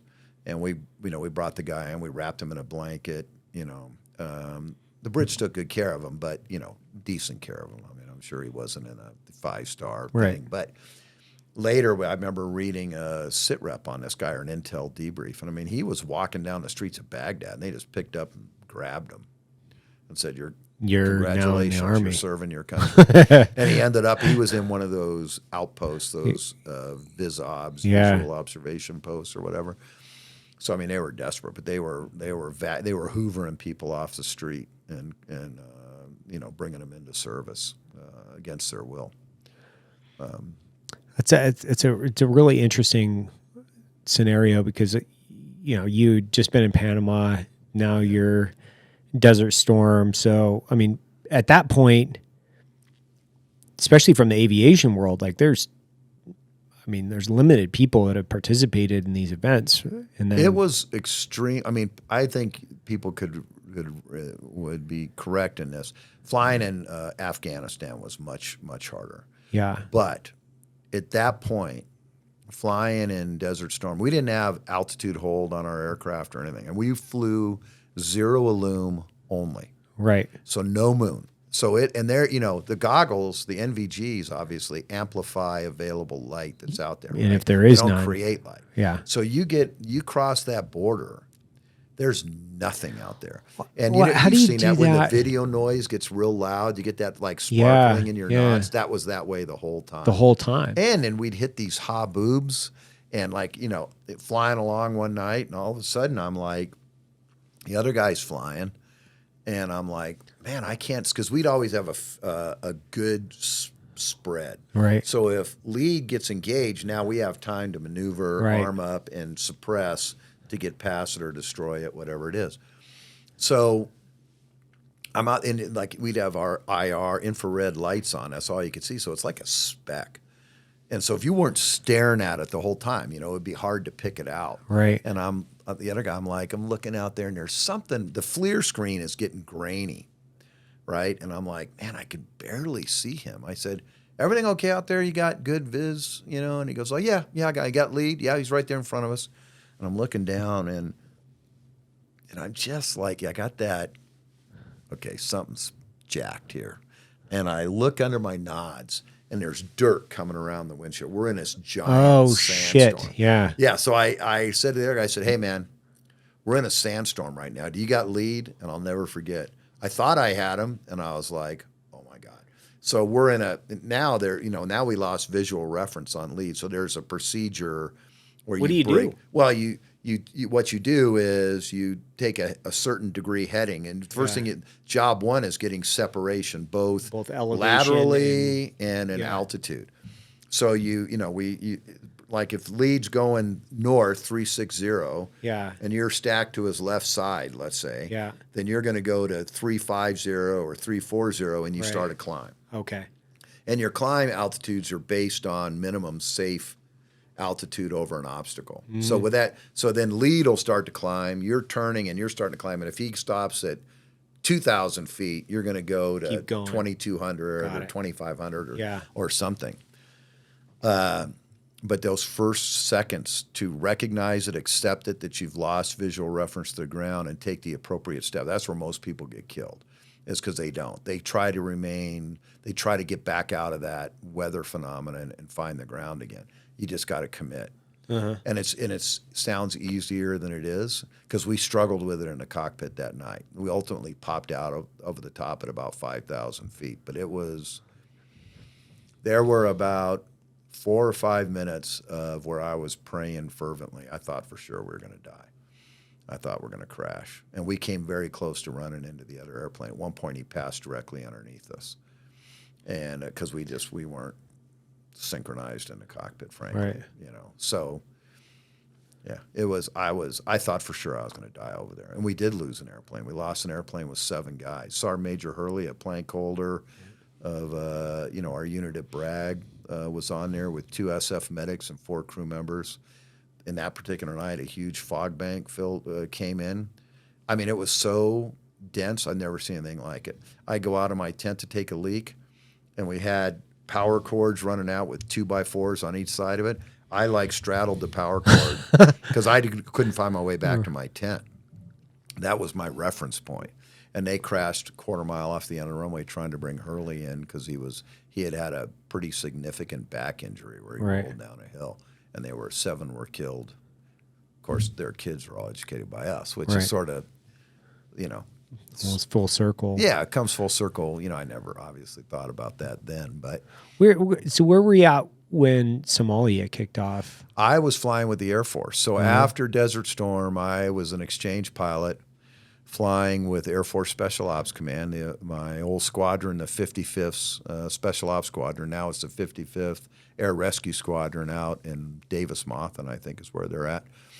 And I had been out training with the Marines at their fighter weapons school called MOTS 1 out in Yuma. And Durant, I knew they were over there because I ran into the Somalia guys at Bragg. They were doing their final rehearsals before they loaded out. And I just happened to be there on another mission with the unit there. And we caught up. I saw Mike Durant, and I saw Cliff, and everybody. We just, reminisced for a bit. They had work to do. I had work to do. So I knew they were there.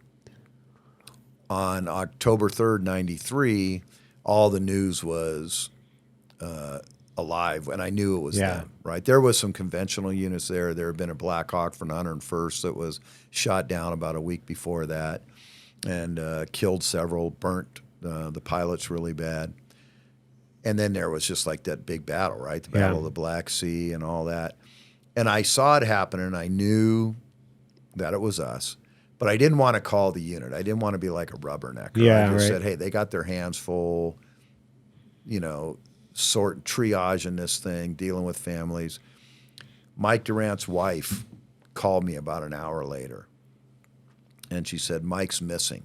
Because at his crash site, he was Super 6'4". Yeah.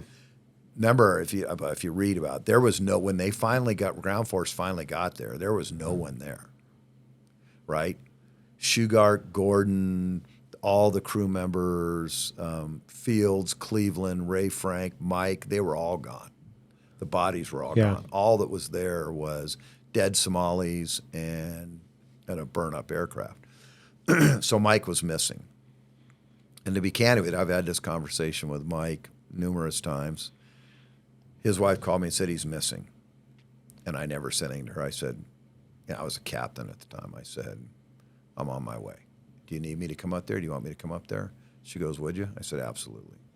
So I called my squadron commander and said, hey, sir, this is what happened. I thought he was dead. Right? Yeah. I mean, that's a pretty logical conclusion. Yeah. And I just thought, if it had happened to me, he would be there for me.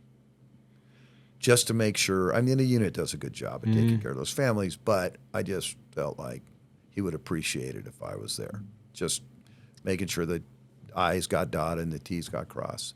So I bought a plane ticket. The other thing I remember is I was on leave, and I was like, holy crap. I mean, I didn't, this was an expensive plane ticket to go from Fort Walton Beach to Nashville.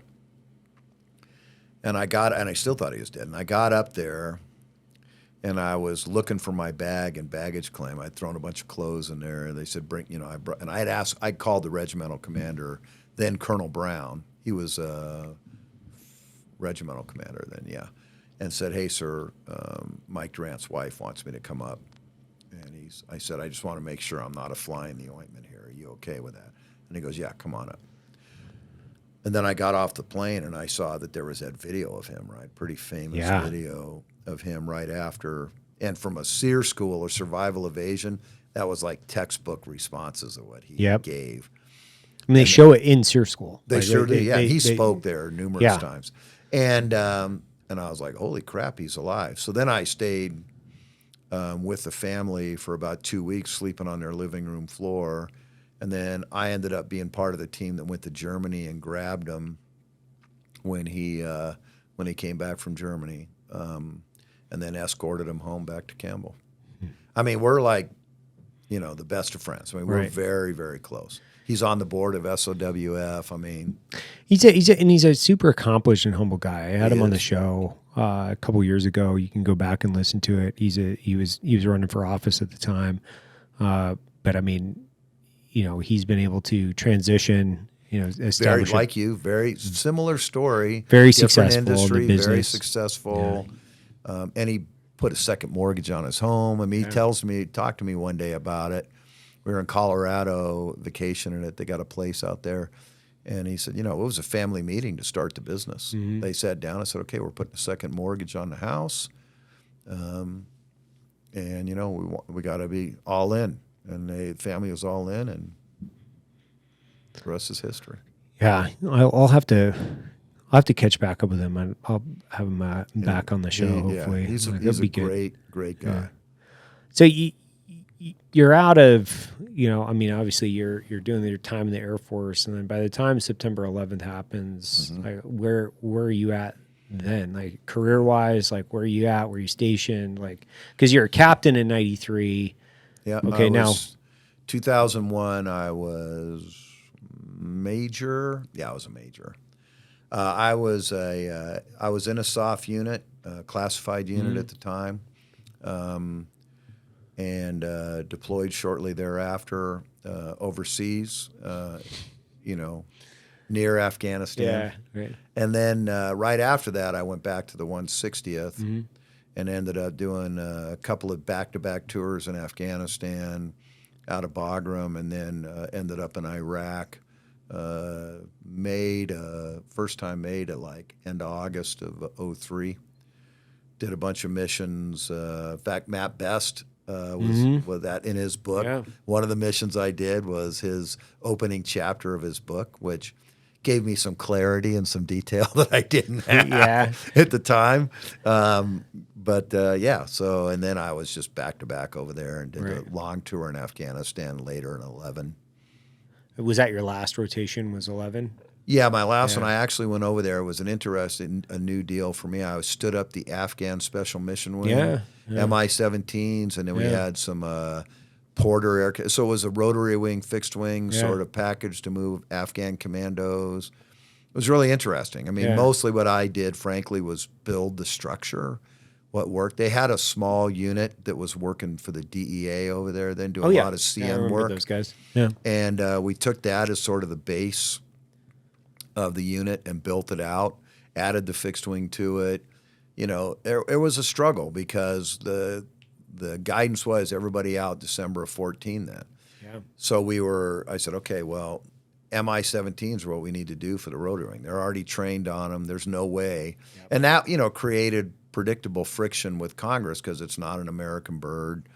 And ultimately, I think later, long after I left, they gave them Blackhawks and Chinooks. My personal opinion was that was a mistake. It may have been good for the industrial base, but those are sophisticated aircraft. Yeah, I mean, you can work on a Russian aircraft in a fucking like farm field. Yeah, they're like about as primitive as you can get. I mean, they have it's for context, right? Like you can replace sections of depending on the airframe. I mean, you can replace sections of the blade. Yeah. Whereas, like, if you want to replace a blade in a Blackhawk, like as far as I know, you have to replace the entire thing. If not all of them, then they have to be tuned and balanced, and like it's a really sophisticated process. Whereas, like, I had this story actually. Interestingly enough, there's a story about this dude. So, like Masood. Yeah. So the Lion of Panjshir. Yeah, he was killed by that suicide bomber that was right before 9/11 or right after 9/11. Right on the day. Right. So it's like sequentially they had planned it out to the point where they were going to eliminate him to try to use and then because that would eliminate essentially the western connection to the northern, which was the Pangiris, which would have been our greatest ally. So it was eliminate him sequentially while conducting 9/11.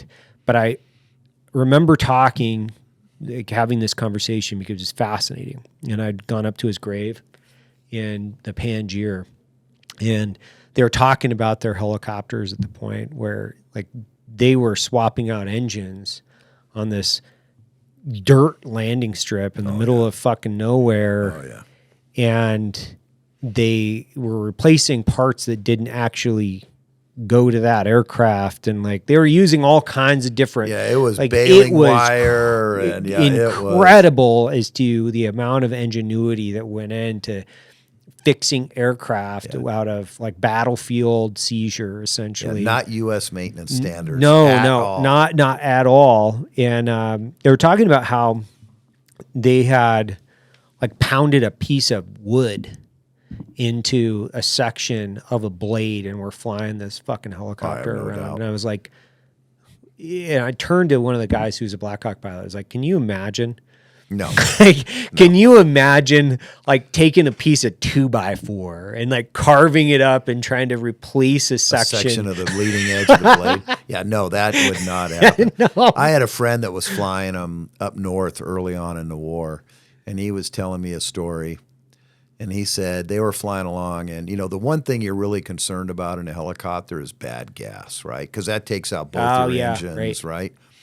And he said he's flying along up in the Hindu Kush out of Uzbekistan, out of K2 or something. And he's over these mountains, and there is nowhere to land, right? I mean, it's just, if you even survive the crash, right? Like you're not going to survive. You're not going to get out of the there. Roll, yeah, you're just not going to get out of there. And he said he's got 2 fuel filter caution lights on, and they're flying along, and that's like danger, like that's bad.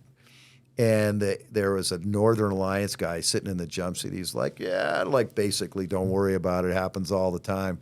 And this, and I'm like, I was like, okay, bad fuel. That's lose an engine. Okay, now you got some options. You're probably still going to land eventually, or maybe depending on your weight. But bad gas, when you lose both engines, the big fan stops. That's like really, really bad. I had flown. I was out in the middle of nowhere, and I was like flying in a resupply somewhere, and we were using Russian contract planes and pilots. Yeah. And so we were offloading this like generator, the size of basically my office. It was huge. So it's like a Antonov that we'd flown in. Yeah. And we'd landed in a dirt airstrip out in the middle of fucking nowhere. It was a pretty cool op. And it wasn't really like anything. It was just logistics. It was like fucking milk run. It was like, cool. Whatever. It's kind of cool. And one pilot, one crew. He had nobody else in that fucking aircraft. Really? I had no idea how he was doing it. So he comes down out of the back ramp, and we're pulling this thing out. That's it. There's one guy. I mean, I don't even know how you can fly. You mean he didn't have a guy in the back either? Didn't have anything. One guy in the whole airplane. In one aircraft. And he comes out of the plane, and he's wearing like a blue mechanic's outfit, and he's got it like tied. The top is tied around his waist. He's smoking a cigarette. He's got grease and oil all over his hands. So I'm thinking he's the mechanic. Yeah. Right. He's just like along for the ride. He's like part of the crew. He's got this hard-boiled egg that he's peeled, and he has grease all over his hands, and he's smoking a cigarette and eating a hard-boiled egg with grease all over his hands, and the egg is stamped with greasy fingerprints all over it. And like I was thinking to myself as we're unloading this, I was like, the only thing that would make this guy better and more iconic as far as like a Russian pilot would be if he had vodka. I am not fucking around. 30 seconds later, that guy tips back some fucking vodka. We pull everything out. He closes the door and fucking flies off. Oh, yeah. And I was like, this is so insane. Like on so many different levels, this is so insane. Well, we don't care. Like we're just like, hey, generators here. That's great. Load it up. Let's go. Good luck to you, bro. Yeah, good luck to you. But just the fact he's the eating. Russians drink like I've been to Moscow before. I've never seen anything like I've never seen it. And it's vodka is like water. It right? is. It doesn't, and they're so culturally in the differentiation between what's acceptable in like the aviation world from American standards to like some of the foreign standards, especially like contract pilots, and depending on where you're at, whether you're in Africa or Central Asia or you name the fucking place, insanity as far as what they're willing to accept versus what we are. Their comfort levels for things are like way outside of the box. Safety margins are completely different than us. Way different. No, you're 100% right. Yeah, we got in a I forget where exactly we were in Africa, and get in the back of this helicopter, and there's just like it's just leaking like a sieve everywhere. Like everywhere you look, there's like hydraulic fluid. It's fucking everywhere. And I was like, holy shit! I'm like, I'm kind of freaking out, And they're like, and it wasn't the guys. It was actually one of the other more senior guys and he's a former Delta Force guy. He's like, no, it's leaking means it's great, man. It means there's fluid. He's like, as soon as that stops, that's when we have to get the hell out of this thing. Then you need to worry about getting the fuck out. And I was like, okay, all right. I feel better now. But yeah, he's like, no, if that stops, we're in trouble. It's leaking, we're good. No, I was like, okay, I hear you. okay.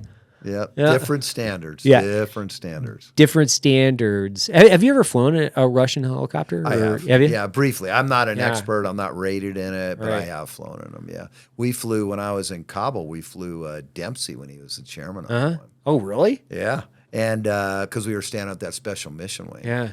And I even said to the 3-star I was working for, General Bolger, I'm like, we sure we want to fly him in there? And he's like, yep, we're going to show we have confidence in it. I'm like thinking to myself, well, I'm riding with him. Because if he burns in, I don't want to be around to answer the question. I'll just ride with him. And that way we're both gone. The Trailbird actually had a full hydraulic failure and had to go back to Kabul.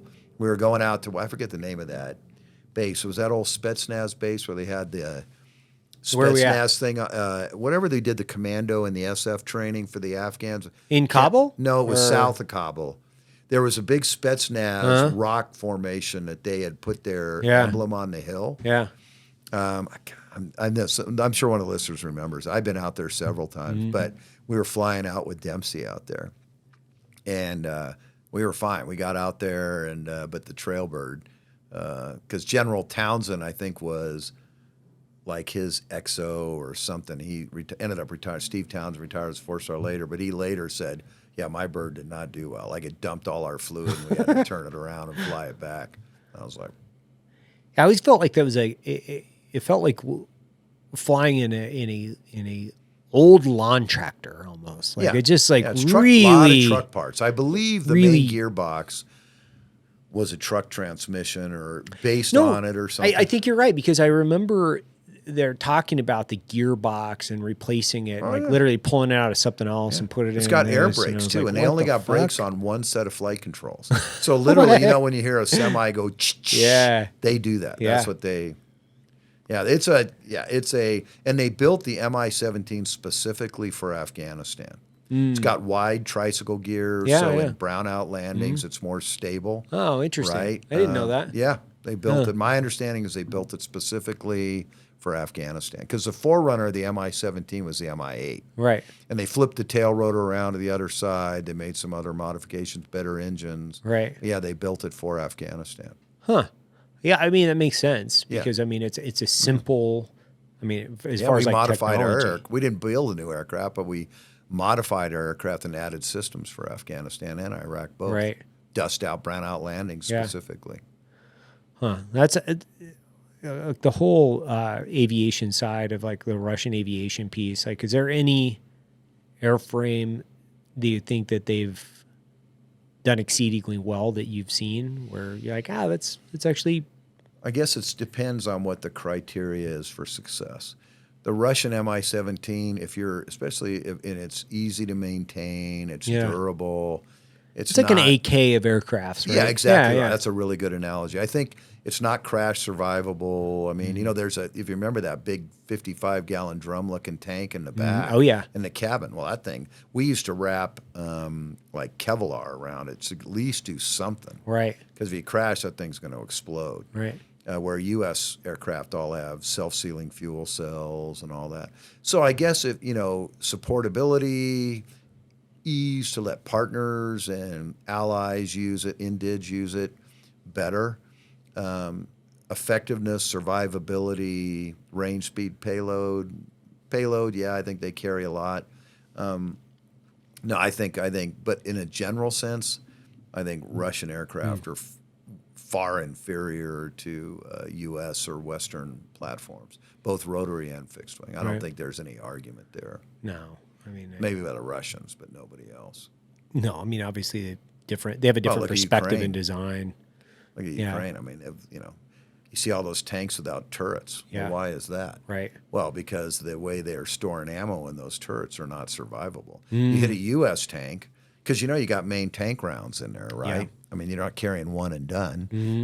When they take a hit, they're designed for that explosion to go out and to help the crew survive. It's pretty clear when you look at all those topless tanks running over there. That's not the design. Oh, that's interesting. So they're still decades behind as far as like impact and technology design. Yeah, and I think it's just more what they value, right? Quantity over quality. They say quantity has a quality all of its own.